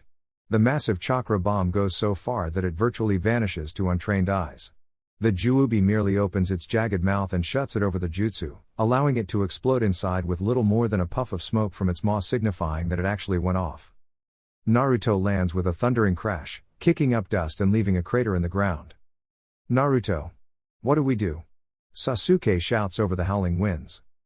Don't let it touch you, stay out of its way and keep Karen safe. Naruto barks back. Obito can't become the Jinchuriki until the Juubi matures into its new life in a short while. The best defense is using your own chakra, not the Baiju's. Sasuke sends a tendril of chakra down to pluck Karen up and deposit her inside the Nibi's form. Hey! I can help too. I can do both. Sasuke's eyes transform, and the flaming cat is shrouded in his Susanoo. Naruto looks at the remaining crew. Kakashi, Sakura, Neji, Kisame, To-san, Ka-san. They straighten to attention, even as the demon approaches. The only thing that's stopping Obito from becoming the Jinchuriki is the fact that Sasuke and Karen still have pieces of its power, so it has to absorb what it can from nature to replace what it doesn't have yet. Protect them with everything that you have, just buy me enough time to do something crazy enough that'll stop him. Our best bet is the source. Minato announces seriously. The others can flee, I'll fight with you against Obito. How? Flying up against that thing will only get me smacked down. Don't worry about the how, I'll make it happen. Minato had severely underestimated the scale of the Juubi. Initially from a distance, he'd thought that each of those tails were about the size of a Baijuu. He'd been wrong. The eye itself eclipses Naruto's Susanoo. There is no conceivable way that they could fight this thing head-on. He only hopes that Naruto can think of something to redivide its power and release the Baijuu, maybe shrink the Juubi to a manageable level, or maybe even taking out the person controlling it would be a more effective measure. As they soar through the sky towards the beast, Minato looks at the blue-lit face of his son. Hard with resolve, as if the fight against the beast is an inconsequential hurdle in his path. Focus. Kushina hurls at him, nestled within the jewel on the Susanoo head with him, though Minato realizes that Naruto had said it too. Keep going, Naruto. I'll drag you out of the way of its tails. The air itself feels charged during their flight. Rain and hail pelt the Susanoo and the sound of thunder crackles in the sky, and there is an unbearable heat and humidity. Minato is glad that he isn't really affected by it in his dead state, but he's sure that Naruto is trying to put it out of mind to keep going against the Juubi and Obito. One of the beast's massive tails flicks through the air. Wind howls and tornadoes whip up on the ground from the force. Kushina launches a volley of chains onto the tail, acting as crutches to sling them around it. They all hurl through dense clouds, deftly dodging the tails and making a direct path towards the Juubi's eye. A bright light begins to emit from in front of its jagged, open mouth. Get ready, Naruto. Minato howls. Keep going. Ready and attack. Naruto claps his hands together. The black pigment under his eyes returns to form and his coat reignites in black flames. The Susanoo begins to change form. Its arms open up from its middle side, as does the mouth. It expands enormously, back opening as black flames rush to fill the gaps. The armor itself becomes a mask to a titan of Amaterasu. Yellow eyes stand out against the dark visage, and once blue glowing scabbards vanish to be replaced by one great obsidian blade. Its majestic wings become the same, flecking with light blue chakra but still blazing in darkness. It lifts the blade above its head, and gives one downward swing. And in an instant, the Susanoo teleports right above Obito. Tenbunri. The sky is blotted out, and the Juubi's face slips from its body. Holy shit. Karen shakes, feeling the overwhelming chakra of Naruto and the Juubi. His power is approaching the level of the Rikudo. But even that Kurama trails off. Did he kill it? Sasuke can't turn his eyes away from the cataclysmic battle. I fear not. Matatabi's Susanoo cloaked avatar disaffirms. But perhaps he has bought a little time. The Juubi's head turns into a puddle of brown muck. We can take advantage of this. Sasuke insists. Let's do this, Matatabi. Right. She agrees readily. Two purple bows take shape where the pauldrons of her armor are. Their arrows are pulled back by each of her tails, heads sparking with lightning chakra. She creates a Baiju Dama in front of her mouth, flaring with blue flames that the arrowheads penetrate with connecting Chidori sparks. All three projectiles launch at once, virtually teleporting across the battlefield with how fast they are, and colliding directly with what is supposed to be the severed face of the Juubi. A bright flash of blue light and heat marks the imminent explosion, and another wave of heat slams into the team. The massive ooze tears apart into ribbons, but instead of rejoining, they soar downward and behind the black veil that Naruto had left behind. No luck. Karen clicks her tongue. Don't you understand? Obito asks incredulously. It's over. Your little crew is dead in the water. The Juubi begins to change form again. The world will know peace. Obito spits out. Who can? The piece of the Juubi trying to reach the ground is halted in motion. More petty tricks to delay fate itself. Obito shakes his head. You really don't get it. A tail slams into the Susanoo, sending it flying, but Minato teleports Naruto and Kushina right behind Obito. How are you doing this? He growls, forcing himself intangible so he doesn't get bisected by Naruto's gunbai. Using both Mangekyo, he creates a small portal in front of himself. Grabbing one of Kushina's chains, he hurls her through and closes it. Minato suddenly appears behind him, though he was ready for it this time. Grabbing Minato's wrist, he tries to absorb him into the Kamui dimension, but Minato vanishes again. Hiraishin. Obito growls. You left a marking on me.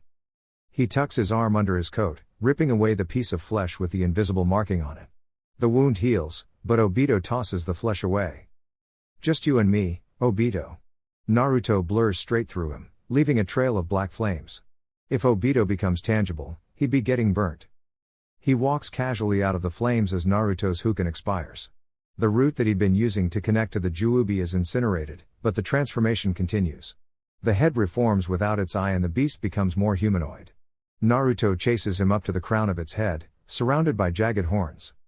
What was once the head of the Juubi is released from its suspension and lands, warping into large roots and a massive trunk with a budding flower at its tip.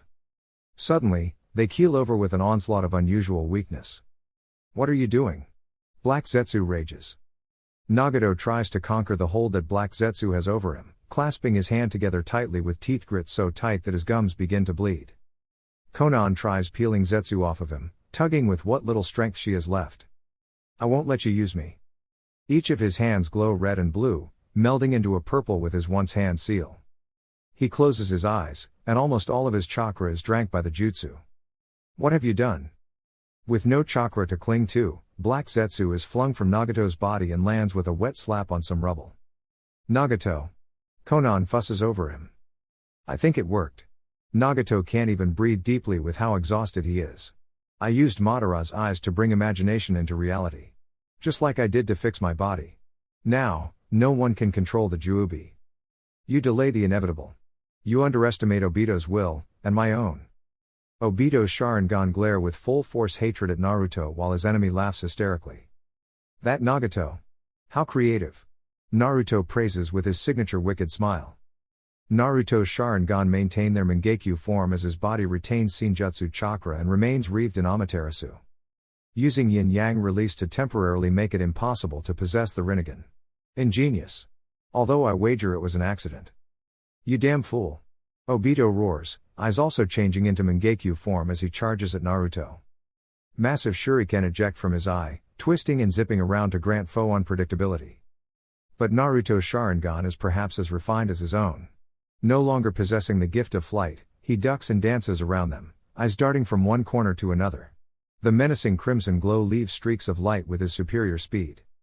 Naruto's Susanoo makes its return flight, smashing its black blade against where Obito is meant to be and making another smooth cut in the Juubi's head. This isn't working. I need to take out the problem at the source. Obito quickly senses where the problem has started and devours his body with Kamui. He reappears before the broken redhead, whose own Sharingan look up in surprise. Konan flings paper shuriken at him. They sail harmlessly through his body. Fear builds on her face for a second before he creates wooden stakes from his hands to tear her to pieces. Two golden chains appear from the darkness to deflect the attack and a vicious red barrier hisses as the wood burns to ash. A flicker of yellow whisks away Nagato and Konan, and Kushina vanishes as well. Obito's face begins to cramp from the scowling of his raw hate. Minato dumps Nagato and Konan next to the joint construct of Sasuke and Matatabi. Why did you save us? We should kill them. He's unsurprised by both reactions of the Uzumaki. Can you do that again? I felt you do something and all of a sudden, neither Naruto nor Obito possess the Rinnegan. Can you do something like that again? Nagato's Sharingan dart around against his will before he manages to focus enough to look at Minato. No. That used up all of my chakra. Why did you do it? Minato asks sternly, aiming his kunai at Nagato. You were my son's enemy. Are you still? The creature that serves Obito, serves another. Madara convinced me to challenge my perceptions, and Black Zetsu has outed himself as forwarding a different goal. This Tsuki no Mi plan. It is a cover for the goal of someone or something else. All of these years, I have worked towards something hollow and false. I wanted to give just the slightest chance that perhaps Naruto could end this before the world ends. I don't believe him. Kushina states openly, charging up a Rasengan.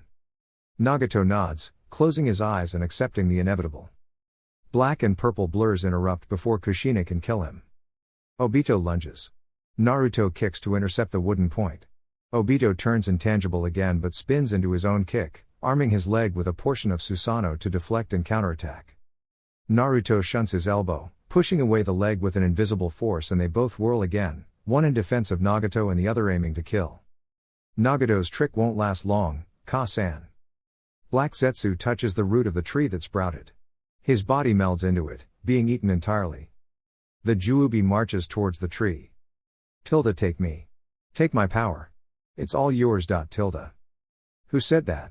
Naruto stops, as does Obito. Take my power? Nagato mumbles. No one else seems to have heard it. This is the end, Naruto. Goodbye. Obito smirks, disappearing into his right eye. Naruto flicks the gun by, cleaving off Obito's right arm before he can completely vanish. It lands on the ground, bone and blood visible. No, I'll stop this. Naruto swipes with his left hand and slices Nagato's eyes open. His Rinnegan return, and he launches into the sky in pursuit of Obito. Sasuke is already firing Baijudama in a relentless attempt to pause Obito at the crown of the Juubi's head.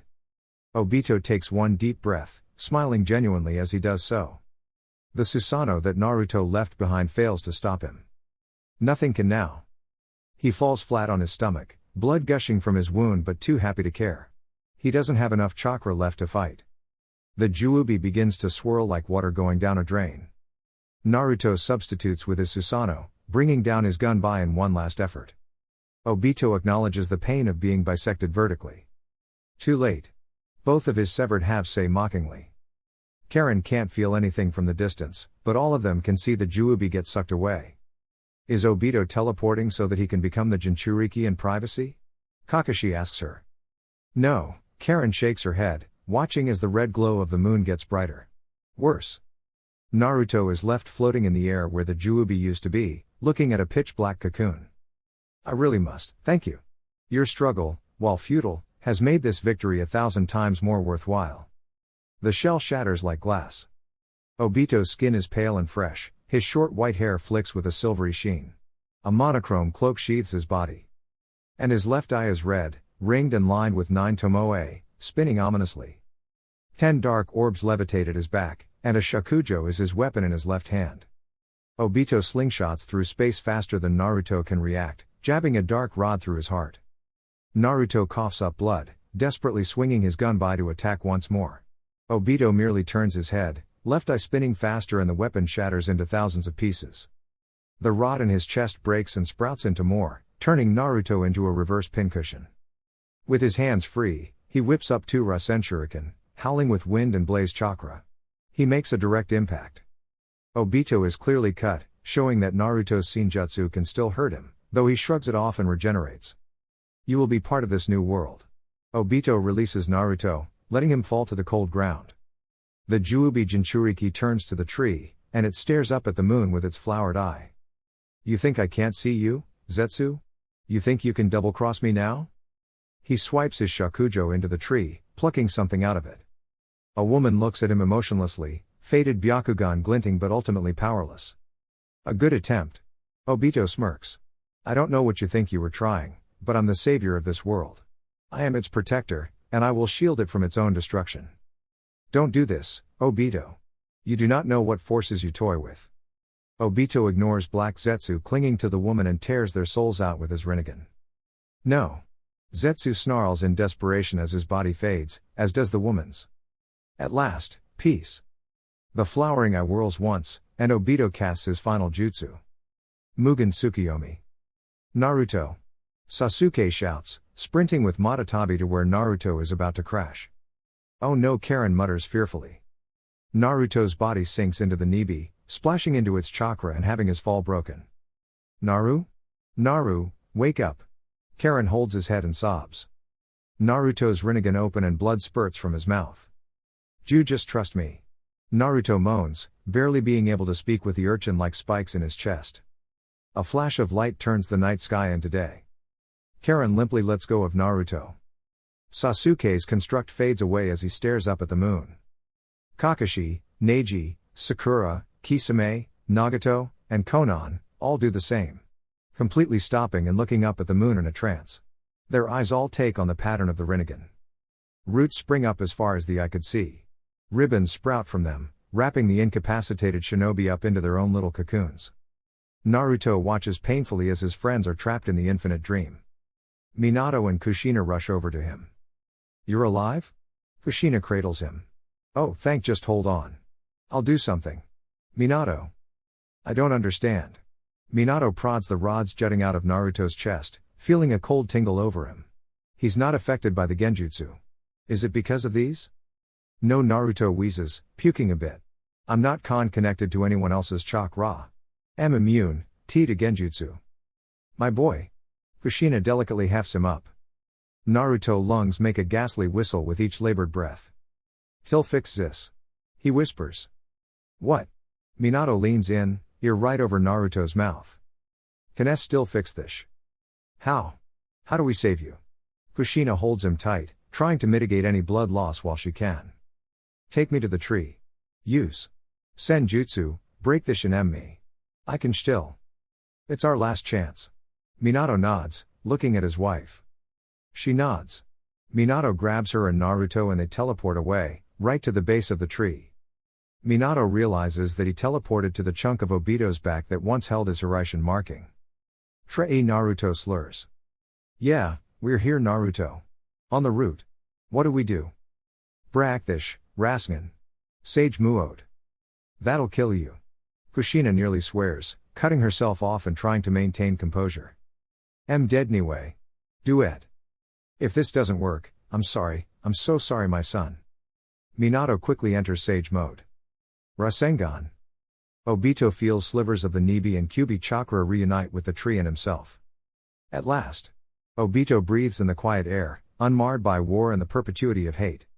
There is a disturbance. He chalks it up to ninjutsu decomposing and dismantling itself. Probably Naruto's Susanoo fading away as the boy slips into his last sleep. I think I'll wait until all of your chakra is back with me, where it belongs, before I join you in peace. Is that okay with you, world? Obito chuckles morbidly. Nothing can answer him. Just to be sure, he'd wait until he's bled everyone dry before he sees Rin again.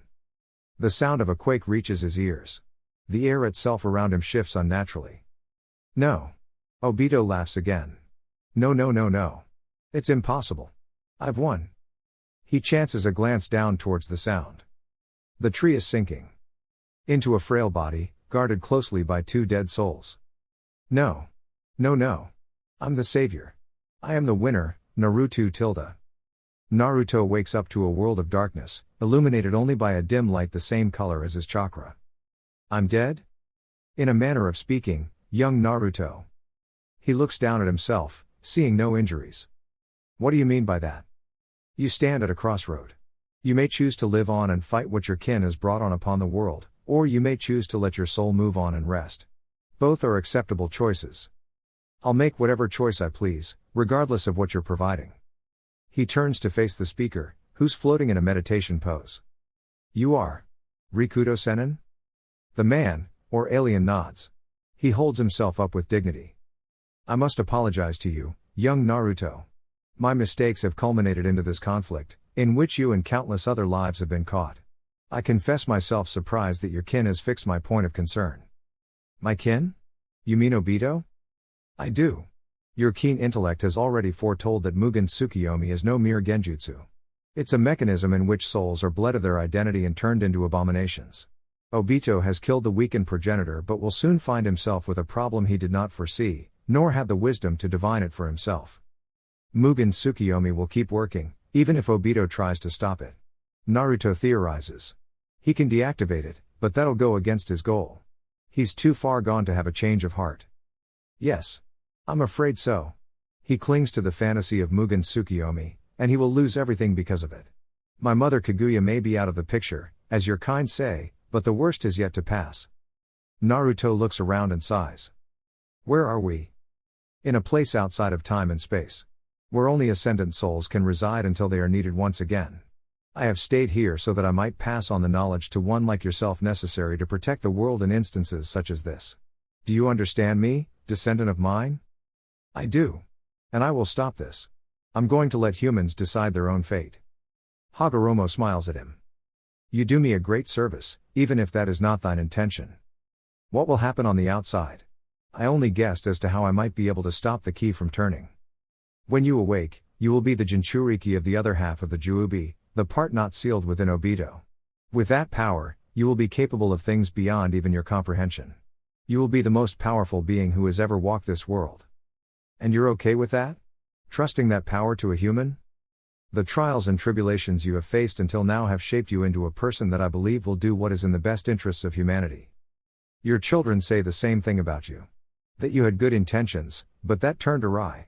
How can you be certain that I will not make the same mistakes? I cannot. I am not so wise that I am omnipotent. But it is as you said yourself. I wish to let humans decide their own fate.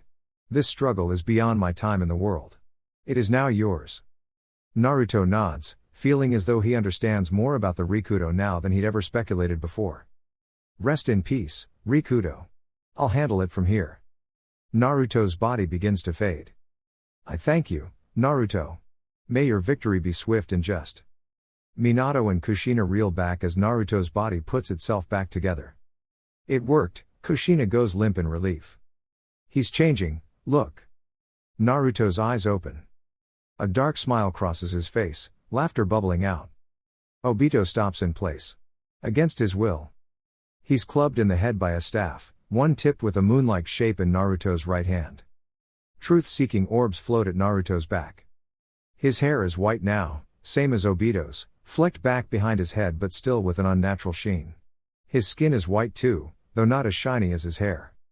A once black coat turns white, collar flattened down and a dark bodysuit underneath. Two eyes glare back at him, above a contrarian inhuman smile. They're purple still, though 6 tomoe whirl around in each. It's last call, Obito. Want to dance before the bar closes? I am done trying to save you. You are a lost soul.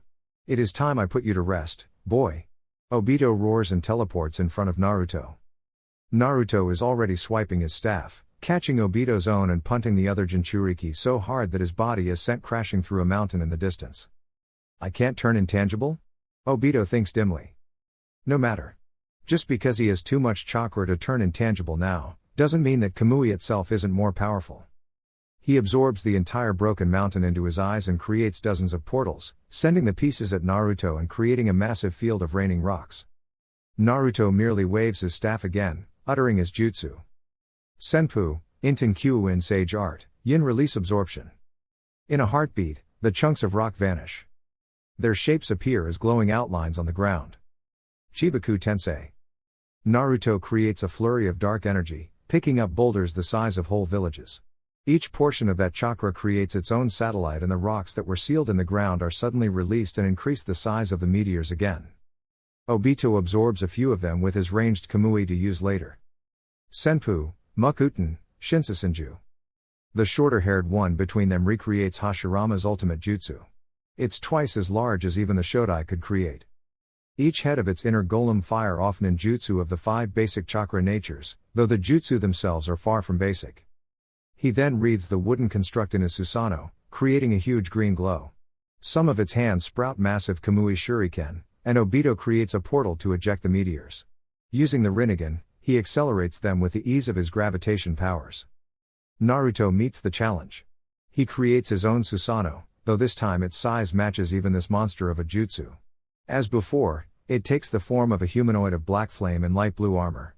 Its greatsword slashes once, pulverizing anything in its path. Huken.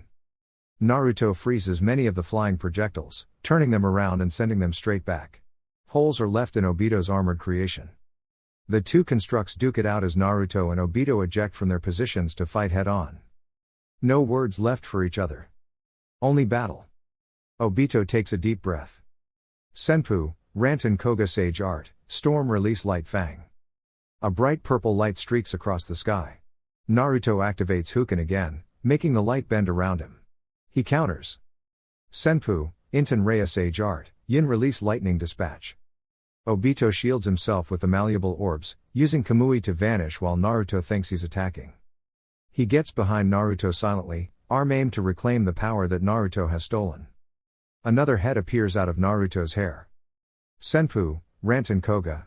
The other head tears Obito's Shakujo in half while he barely escapes being split in two again. Obito opens a portal, which is quicker than fleeing by Kamui itself. He floats through and closes it behind him. He looks down at Konoha, riddled with roots and pods. Naruto is there on the other side waiting for him. Obito can barely get through another portal as Naruto keeps up a relentless onslaught of taijutsu. He didn't even have anything to substitute with. Did he do it with the air itself? Senpu, Dashakuger Sage Art, Mudslide. Obito spits out dense mud that chases Naruto around rather than just falling. Naruto reacts without fail, pushing his advantage. Senpu, Futon Rasen Shuriken. Naruto throws the shuriken, and glides through the mud as though it were paper. It does the same, chasing Obito around of its own will. Naruto follows up with more. Senpu, Hidoi Hime Terrible Scream. Naruto roars and it resonates with the Rasen Shuriken's noise.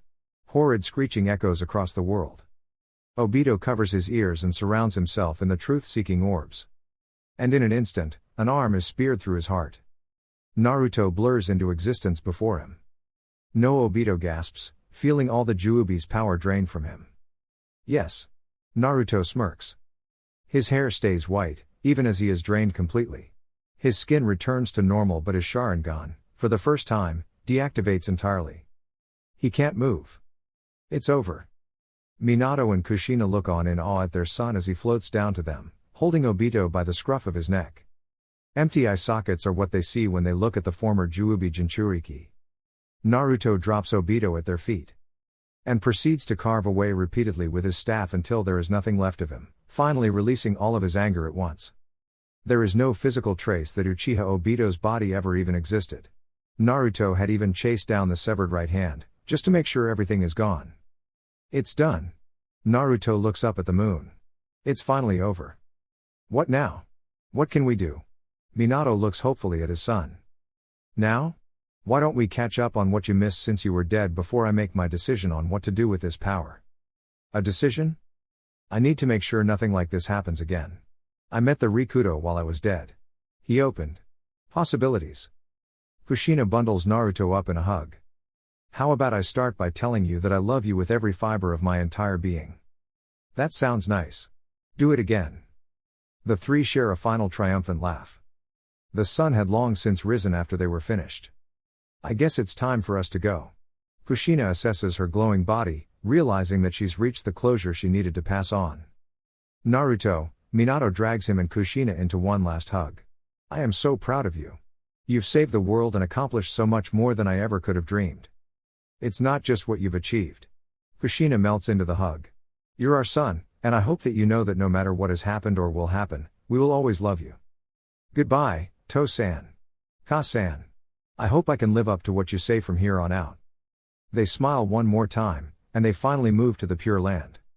Left all alone in the world, he has to make a choice. He only hopes it's the right one. Naruto looks up at the moon and claps his hands together. Chapter 30, Epilogue. Uchiha Menma is not a prodigy.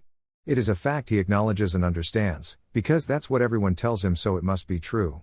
People always regale him with tales of his dad, how powerful Uchiha Naruto was at this age.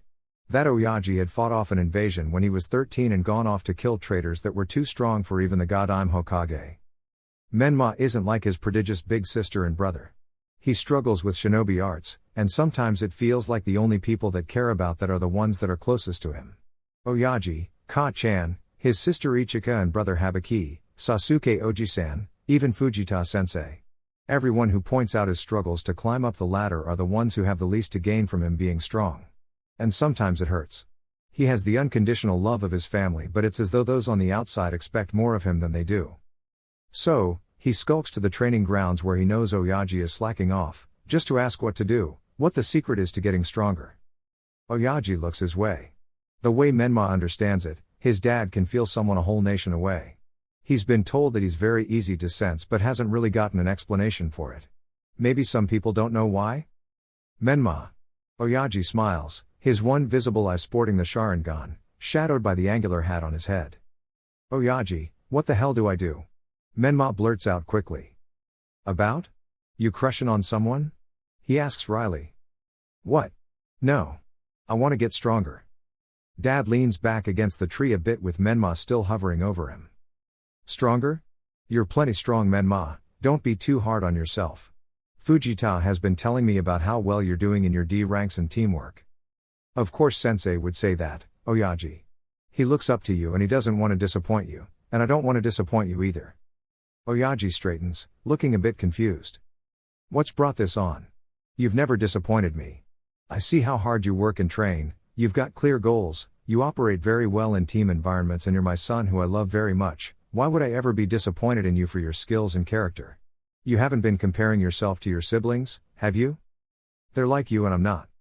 Yeah, I was a bit of a pain in the ass at your age. It's probably a good thing that you're not trying to start wars. But I want to be strong too. I'll give you a tip then, because it's pretty obvious to me why you're feeling like this. Stop caring what other people think. If you want to be strong for the sake of being strong, then train your guts out for it.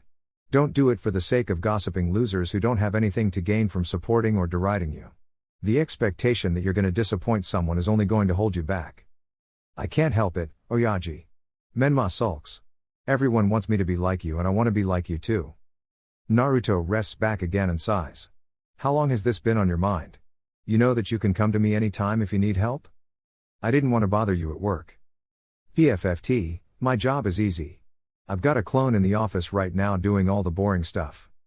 And I didn't want Fujita-sensei to be upset. Fujita knows that he can't teach you how to fight like an Uchiha, that's why I'm here for whenever you need me.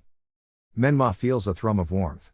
He never feels disregarded when he talks to his family about stuff like this. Oyaji takes him seriously.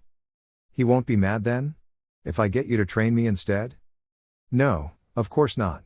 He out of everyone knows what it's like to be in someone's shadow and feel like you've got expectations to live up to. He moved past it and made his own path. I do expect, however, that you take your drills and missions seriously. Yeah. Let's train. Hold your horses, we haven't assessed which areas you're lacking in yet. You must study yourself with the same intensity that you study the shinobi arts as a whole. What's the biggest thing that you think is holding you back? Menma thinks hard. He has always struggled with ninjutsu, taking days at a time to just be able to use it, let alone master it, and he's not very fast with it either. Similarly with genjutsu, he always fails to maintain a strong connection with other people's chakra, being thrown off easily, especially during the academy days before he was a Jinan. His taijutsu is pitiful for the son of Uchiha Naruto. Hyuga Sarah had destroyed him with her juken because he'd been too slow. I guess. Speed and genjutsu? Take me through your line of thinking for reaching that conclusion. Why speed and genjutsu? Well, I'm really slow at hand seals, so I can't use ninjutsu in a fight before someone else, so I don't have that advantage. My taijutsu is slow too, even though I have the Sharingan. I can see people moving but I'm too slow to react to it. And genjutsu I suck with the Sharingan. Menma looks down at his still-seated dad, who nods as he goes through his points. Logical thinking, unfortunately marred by a lack of understanding as to what your body is really capable of. The best way to address a problem is to look at the root of all of these. I feel like I have neglected your training when you've asked me, so I'm sorry. I'll fix it now. Oyaji stands up and makes a hand sign. Out of Dad's body spouts a miniature Naruto. This is me, when I was your age. You don't keep up with fashion trends, huh Oyaji? Oh. Oh son of mine, your bark is louder than your bite. Pay attention, I'm going to walk you through how to understand what you're doing wrong. Spar with Mini-Me. Menma activates his Sharingan, flecks of his eye-length red hair parting out of his face. He immediately goes for the first hand sign of Gukakyu when Mini-Dad blurs and grabs his hands, kicks him in the stomach and sends him tumbling backwards. Oyaji. Stop whining. Assess the encounter while you can. What did your opponent do? You stopped me before I could use ninjutsu. Correct. How? With taijutsu. Good. What could you have done instead to counter? Use taijutsu too? Yes. Taijutsu is? The art of physical combat using hand-to-hand or weapons. And taijutsu prowess changes in accordance with technique, strength, power and speed. Which, to a shinobi, is affected by chakra control? Naruto smiles down at his son. Now, let's do that again with genjutsu. I want you to ask yourself the right questions this time. If you come to the same result that I do, then you'll know what to do for the rest of the basics too. Menma tries to wrangle the wood clone under his control with the Sharingan, but it virtually slides off and again, he gets punished with a retaliation. Genjutsu. What's the first question? There's only one question, I guess. Genjutsu is affected by chakra control. Very good. Your issues in power are stemming from one basic factor. You've assessed yourself and your level of strength, so how do you go about fixing it? I need to do a lot more chakra control exercises. You're very clever, Menma. Don't underestimate yourself. I'm gonna let you in on a little secret that the people saying bad things about you don't know. Naruto pokes Menma's chest. You have more chakra than I did at your age. The more chakra you have, the harder it is to control it. You let yourself get swept up in gossip and didn't give yourself enough credit. You figured out the problem, figured out how to fix it, and have the drive to fix it too. Fujita-sensei was right, Oyaji. You're a good teacher. I hope I'm a better dad than I am a teacher? Menma jumps on him and hugs him. Naruto chuckles. I'm proud of you my boy, don't ever forget that. Hyuga Sakura is a happy woman. It is a fact she acknowledges and understands, because it's something she has earned and is happier for it. After the fight to save the world, they'd awkwardly stumbled slowly into getting to know each other better. Neji had been attentive and Sakura had been fearful, unsure of relationships in general, but Neji's kindness and compassion had slowly won her over into looking at things differently, outside of childish crushes. They had struggled a bit to conceive, but when they did, Hyuga Sarah came screaming into their lives with hearty lungs and bubbly laughter. Menma has been weird lately. Sarah comments at the breakfast table. He isn't being bullied, is he? Sakura asks with concern. Not just for Menma, but for anyone dumb enough to bully him with a family of Uchiha ready to tear anyone who might dare to try apart. Nah. Just being real secret. I never see him anymore. A part of her is mightily proud that their daughter had achieved Rookie of the Year, despite Naruto's youngest being in the same class. And as ashamed as she is to admit it, also proud that even Menma couldn't beat their daughter in spars, although that is tainted by the fact that Naruto's boy seems to have some difficulty in learning in the way of practical shinobi arts, despite his clear gifts academically. Still, out of Naruto's kids, Menma is the one that takes after Naruto the most. Just out of sheer drive alone. Well, if you're not careful then Menma might just overtake you. His dad was the same at that age, keeping things to himself and then pop, turns out he was stronger than most jounin. Sakura subtly pushes her to keep up her training. Nah, Menma's a complete dunce. Sarah insists, though the tone wasn't malicious, she could still feel the casual disregard for someone she went to the academy with. That is not how you should speak about your friends. It's disrespectful, you should be encouraging him. She scolds. Whatever mama. It's not like he's on my team or anything. Still, Just be careful with what you say. You don't want him to take it personally. I know what it's like to not be very good at the practical side of things and feel like you're being left behind. I get it. Sarah whines in exasperation, making Sakura roll her eyes. You were on a team with Hokage-sama and Sasuke-sama, yeah, cool. Gotta go now, bye mama. Sakura watches her daughter disappear in a rush out the door. Keep training for the Chunin exams. She shouts after her. She picks up the unwashed plate. That girl. She shakes her head. Uchiha Sasuke is a busy man. It is a fact he acknowledges and understands, because Naruto won't shut up about him taking a break and spending more time with his family. He had to admit, he was surprised that Naruto had gone so far to ensure that nothing like that would ever happen again. He'd redivided the Juubi and let the Baijuo roam free. Naturally, this caused a geopolitical disaster that Tsunade had quickly shunted off onto Naruto as soon as he'd recovered. The other nations were always scrambling to capture them again, so Sasuke felt that the responsibility fell to him to keep tabs on the Baijuo and make sure that they weren't going to be used to cause mass destruction, not on Konoha, but the rest of the world. Konohagakure doesn't have to worry about being caught in crossfire. The world is already too scared of Naruto to make a move on the village, but many innocents die in the path of people learning to control their Jinchuriki powers, so Sasuke and Madatabi make sure it's contained to the respective village that finds the Baijuo. Naruto had figured out a way to outright dismantle the Geto Mazo and turn it into natural energy, flung across the world so far that the air itself had fragments of its power. But such a result required an equal sacrifice. Naruto had used the remaining power of the Juubi to destroy the possibility that anyone could ever possess the Rinnegan. Now, even with the right genes, no one could ever reconstruct the Juubi or create a new disaster on the level of Mugen Tsukiyomi. After that, Naruto had been bedridden a whole year.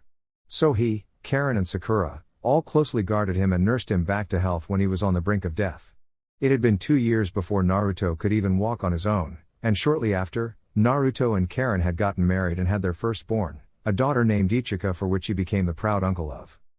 And as was Sasuke's desire, Naruto had sent him off out into the wilds to go on with his goal. He'd not given much thought to settling down, preferring to be active and in pursuit of anything that might be a new goal, just something to do so he doesn't get bored. Anbu had become a bore long ago, well beneath his class of mission. So he goes exploring a bit. Finding rare and esoteric knowledge about the ones who were here before, ancient ruins dating back to before even the Rikudo's time. To make sure that the Rinnegan wasn't the only method to bring about destruction. And he was happy to come across nothing. But he'd prefer if he'd been coming across nothing on his own, in peace. Not with. Ni-san, when are we gonna stop? My legs are tired. Patience and persistence are virtues, Tsukimi. That's still not an answer. Tsukimi had thankfully taken Sasuke's and her parents' advice about avoiding shinobi life. She'd insisted that she wanted to be just like Ni-san, but capitulated in the end when she'd found an interest in digging up rocks with words on them. Archaeology, in other words. And Sasuke is actually grateful for her help. While they hadn't found anything relating to threats per se, her research had been invaluable to scholars across varying fields in Konoha. Primarily historians trying to catalog what the age of Ninshu was like. Tsukimi had nearly been brought to tears when he told her that Naruto had destroyed a priceless artifact in the Uchiha's possession. The whining from a grown woman, and wasn't that quick? Does get on his nerves from time to time, but there are few people he would trust with her safety on potentially dangerous excavations and adventures. It's why she finds the valuable stuff. Because he's here to stop her from falling into pitfalls and traps left by people of the past wishing to preserve artifacts. Uzumaki clan ruins were the main offender for that. Figures. So. The port town is just ahead, Tsukimi. Not that. When are you bringing your girlfriend home? Sasuke refrains from vocalizing his annoyance. He instead tries to think what anyone else would do in the scenario. Turn it around. What makes you think I've got a girlfriend? Why not a boyfriend? Tsukimi stops, sucking her lips in and stuttering. Wait, I didn't know Ni-san likes boys? She spots what must be visible laughter in his eyes and immediately turns cross. Screw you. I remember my first joke too, geezer Ni-san. Was it your life? Tsukimi pushes him, ignoring his chuckling and storming past him with hurried steps. And Tsukimi. Soon. She turns around and walks backwards, doing a little skip. Really? Those hickeys aren't just a roll in the hay? I'll be sure to tell Kin that you thought she was just a roll in the hay. Kin? Watch where you're going, asshole. Sasuke looks down at the woman. Straight black hair propped out of her face by a Konoha headband. He doesn't recognize her, but she seems familiar with Jiraiya, who'd he'd come to for tales of the Rikudo, something that might help his search. He doesn't have time for this. He walks past her and towards the old man, who's languidly resting in a soft chair on a porch in the Senju compound. Hey! Don't ignore me. Kin-chan, Jiraiya looks a bit sleepy but smiles. Don't go bullying my apprentice now. I don't care if he's your apprentice, he knocked into me and I want an apology. She hadn't left him alone since. But it all worked out in the end, in a way. They're happy in their own little bubble, taking some kind of refuge in each other. His friends had been supportive, there's no keeping secrets from them. But they hadn't even remembered the little team that Jiraiya had convinced to turncoat during Orochimaru's invasion of Konoha. It's really hard to keep her out of his head these days. She just keeps worming her way into his head. He'd been very awkward about it to start with, asking everyone close to him what he should do to explain his affection to her and court her. Bang her. Jiraiya recommends, before getting hit over the head by the aging Tsunade. Why don't you ask her out on a little date? If it goes well, you can ask her out again? Shizune is more delicate. Kakashi doesn't say a word with feminine glares pinning him down to prevent him from suggesting what Jiraiya did.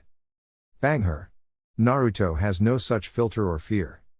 Sakura slaps her forehead and groans. Yuito and Himari don't even give him the chance to ask, merely pointing out and teasing the love bites on his neck. Matatabi looks at him like he's an idiot for the first time he can recall. After all, what does a Baijuu know of human courting rituals? Is this what romantic love feels like? He doesn't quite get it yet, but he's willing to try. As soon as this menace he's dealing with right now stops asking invasive and probing questions. Uchiha Karen is living her best life. A 2-year waiting period of anxiety and stress had passed. Things only went up from there for her. Doing what makes her happy, being a mother and wife. Things were bleak for a while. She thought that the choice that Naruto had made could have been the wrong one for them. She was sure that she wouldn't be able to cope if he died. But that's now in the past. In the present, she's a busy woman. Ichika and Habaki are about ready to leave the nest. They'd always been pretty independent, but that's about as much as they got from their dad besides his talent. Sure, she still puts her shinobi skills to good use. Her 2 eldest can be a handful. But they know to fear the righteous anger of an Uzumaki woman. Ka-san, you don't have to keep packing me bento. Ichika is very much unlike her and Naruto. She has the family values that they'd instilled in her since she was young, but her personality isn't quite as lively, or serious as her parents.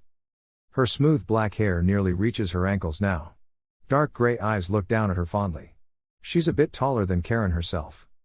Still, Karen worries that Ichika doesn't take things seriously enough. She's gifted, very gifted.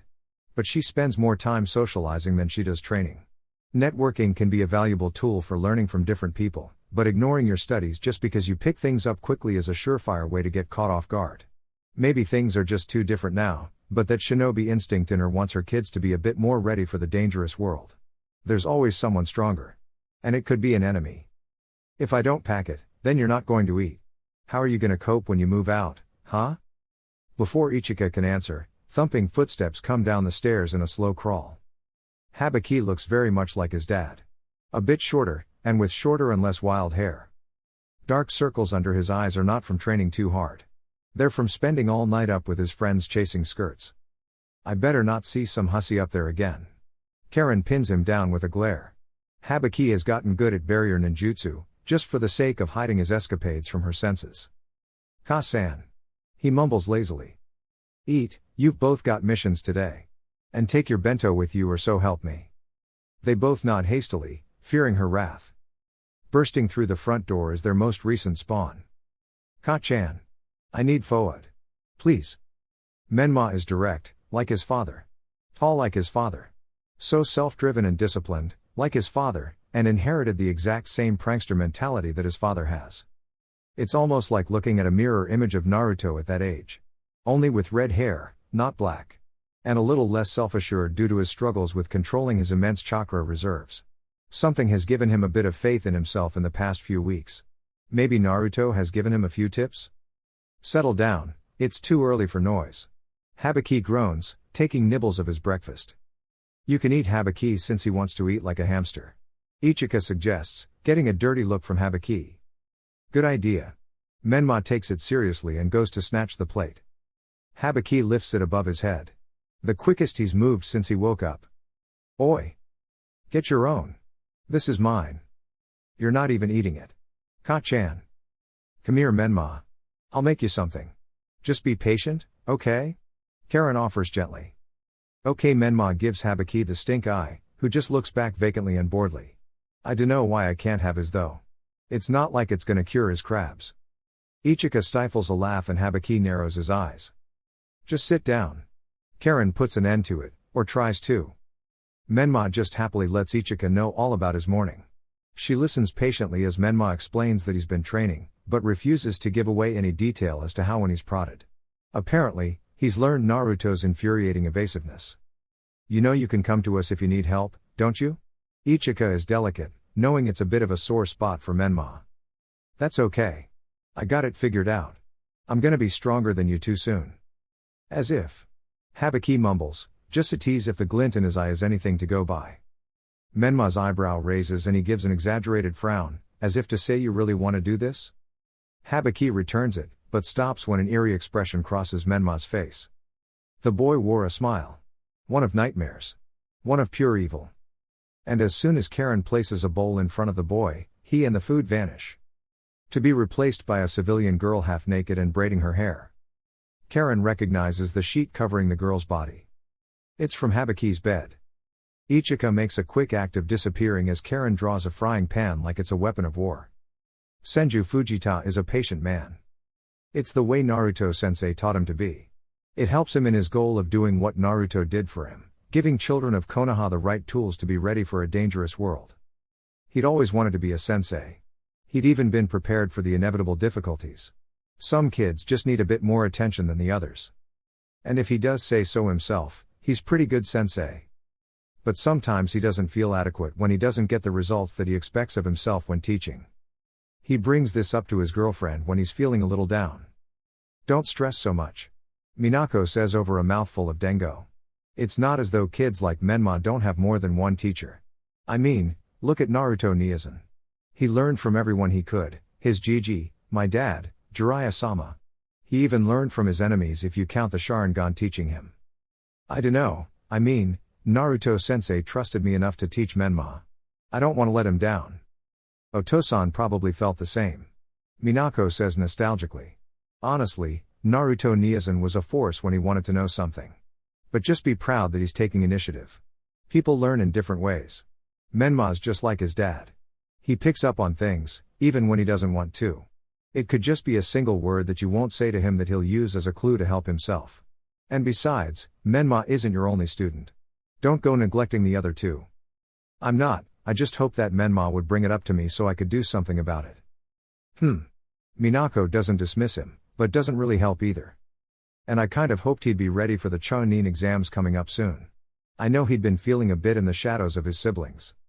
Minako starts to smile like she knows something he doesn't. The Chunin exams? Oh ho ho ho. That explains it. What? What does that explain? Fujita is confused. You were a bit sheltered back then, but did Naruto ever tell you about his Chunin exams? Fujita tries to think back, but no. Naruto hadn't really brought it up.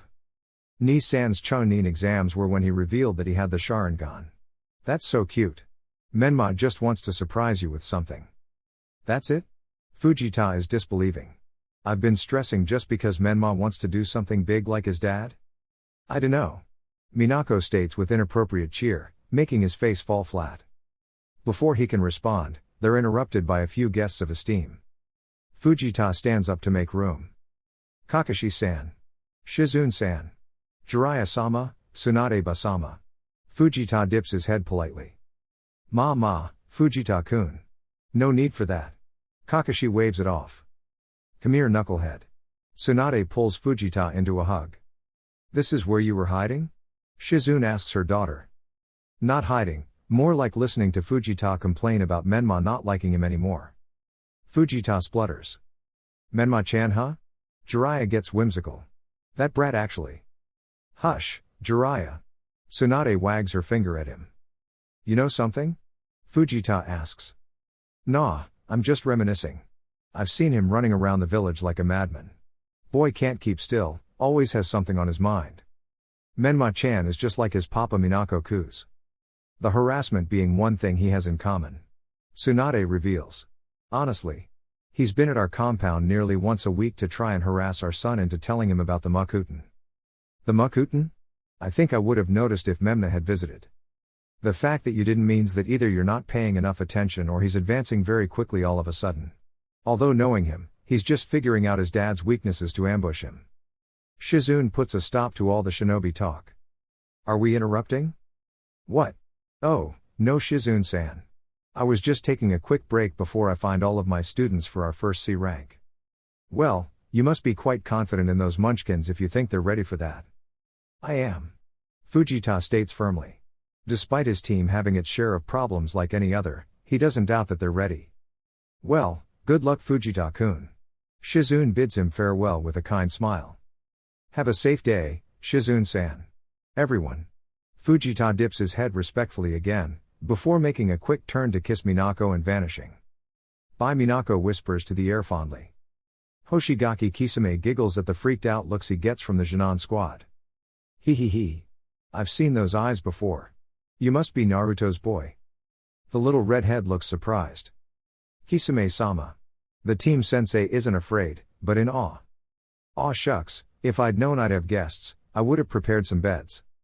My apologies for the short notice, Kisame-sama. Would it still be okay if we stay in your cabin tonight? I'm happy to compensate you. Nonsense. I'm happy to have some company once in a while. Come. Leave your sandals at the door. The pouring rain and harsh winds wouldn't be good for this lot if they tried to set up a tent. Now, what brings you to humble seaside abode? We're actually on a missing persons search. We were commissioned by the current Mizukage to find Hozuki Suigetsu. It's rumored that he managed to escape the prison containment that Orochimaru kept him in years ago, but his brother misses him very much. Ah, so Mangetsu is the Mizukage? Good on him. Moving up in the world. Are you really Hoshigaki Kisame? The redhead bounds up to him, fear forgotten. That's me. Kisame confirms with a grin. I take it your dad told you about me? Yeah. The kid sounds excited. He said you were the best Suiten user who ever lived, and that you were a legendary swordsman.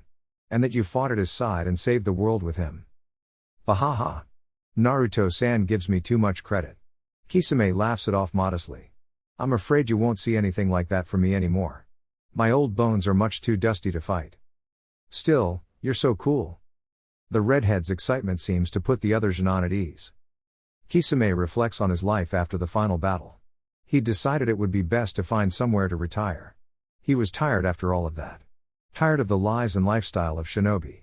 He'd looked around for nearly a decade to find a place that would accept him, fish face and all, and after accidentally stumbling upon a settlement built by former Amigakure refugees being besieged by bandits, he'd taken the time to butcher the assailants. Not out of any real desire to save anyone, but just for fun. And the locals had praised him for saving him, calling him their hero, offering whatever they could to repay him. All he'd asked for was some help building a cabin and a place to feel welcome. He'd been here ever since, only venturing out on occasion but making sure that Naruto knew that he could send teams his way if they needed somewhere to stay safe. He'd protect them. It was the least he could do after Naruto had saved the world and cleared his name from the bingo books. Can I get you tea, Kisame-san? No dear boy. Rest, get your clothes dry. Actually, let me help.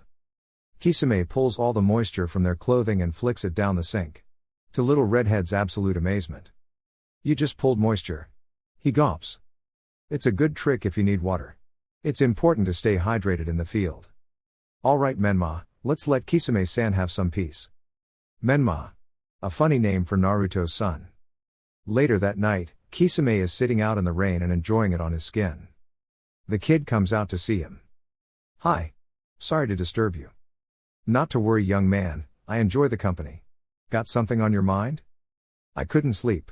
I just want to train. I was like that too when I was young. Couldn't get to bed unless I was exhausted. Now I'm lucky if I can stay awake for a few hours. Can I ask you something, Kisame-san? Go on, little man. What was it like? During the bloody mist? Kisame hopes the kid is usually more tactful. It was horror. Imagine never being able to have a friend. Because you could never know for sure if you would have to kill them yourself. Aw, I'm sorry. I shouldn't have asked. Don't be sorry, but do take care about what kind of questions you ask. Curiosity is not a crime, and it is important that this generation knows what it was like so the world doesn't have to go back to being like that again. If you don't mind me asking, what kind of things did you learn? Menma asks with avid curiosity. Every village is more or less the same, with a few differences depending on the needs of the nation, mostly based on location. The standard stuff we learned back in the day was management of intel. How to get it, how to dispose of it. And of course, fighting on, in, and with water. I'm trying to be a good shinobi. Can you please teach me anything? I suppose giving a few tips here and there couldn't hurt anyone. Konan is the last of the Akatsuki. The first Akatsuki, not the twisted vision of a desperate man. She is the one who buries her best and only friend. Not in the mud and swamps of Ame, but in a lush field surrounded by flowers. Nagato lived his whole life in darkness and pain. She thought he'd want to be somewhere peaceful, in the light. Nagato hadn't coped well. Not just because of his lack of sight, but a lack of hope for the world. He'd never been able to move past the catastrophic losses, and neither had she.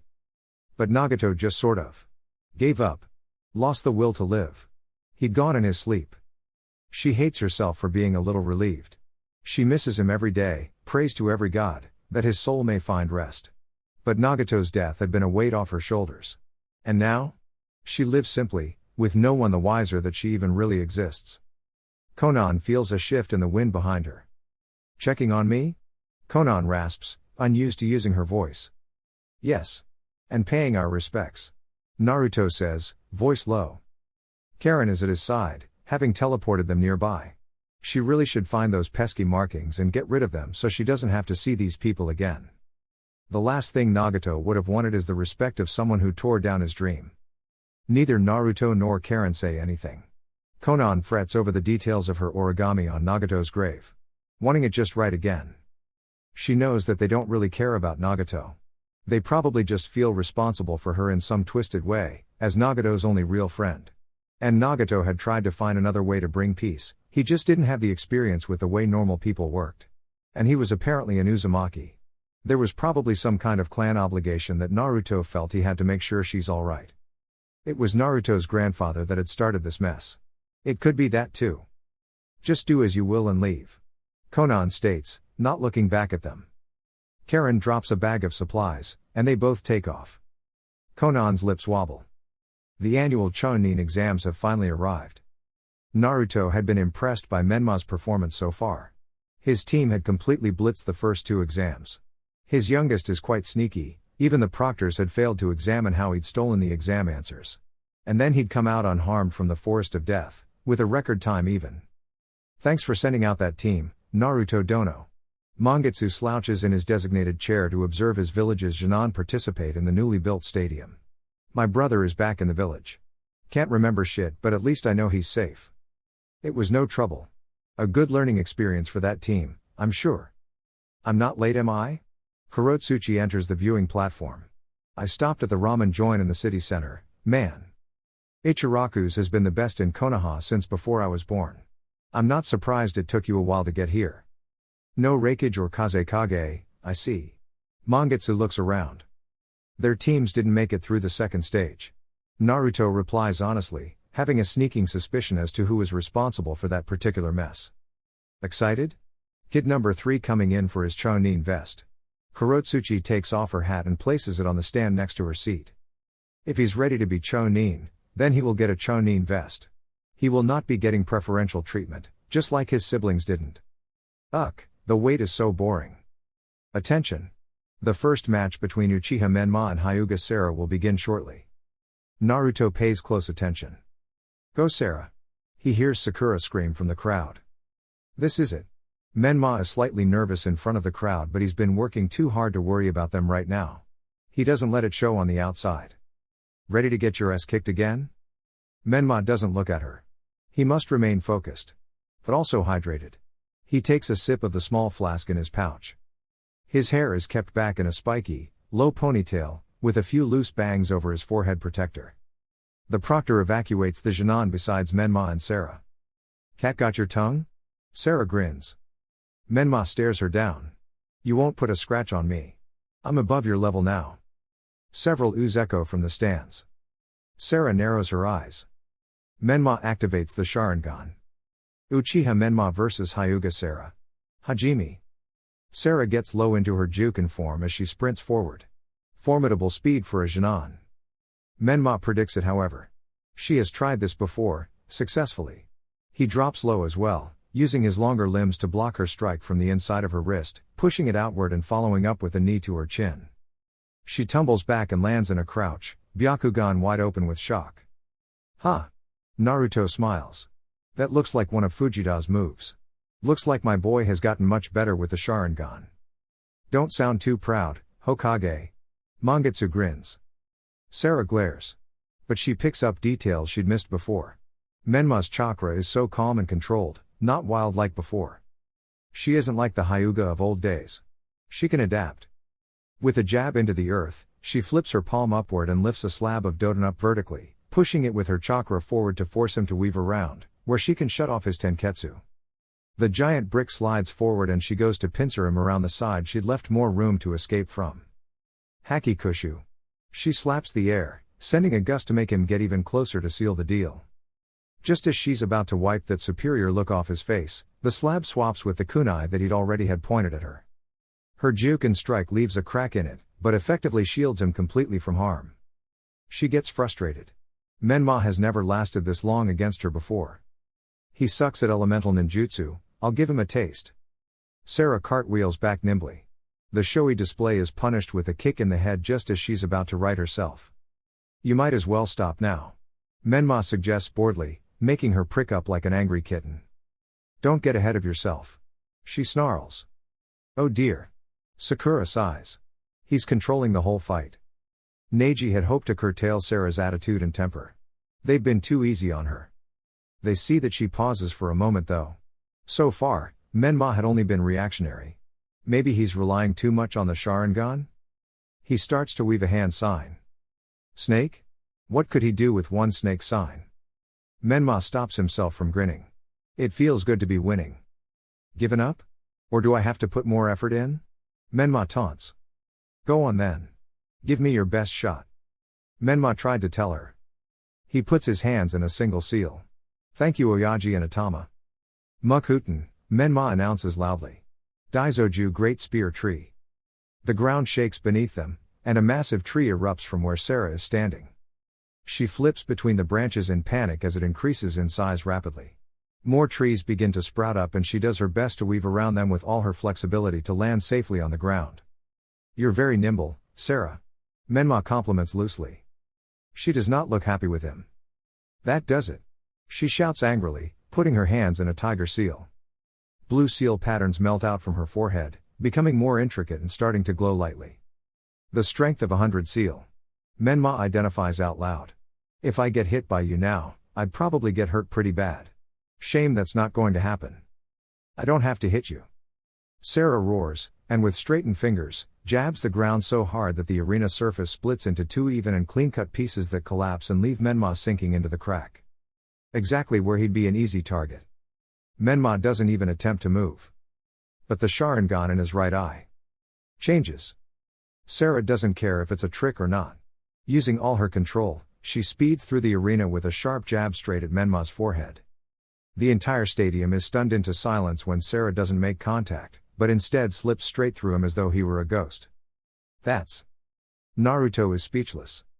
He'd honestly thought that nothing would surprise him today. He knew that Menma would pull away with a victory today.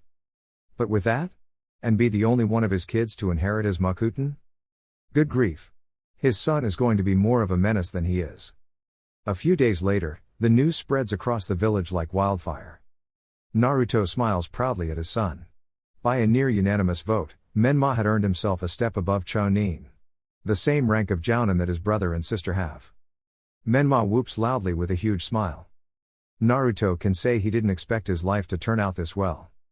But is he glad that it did?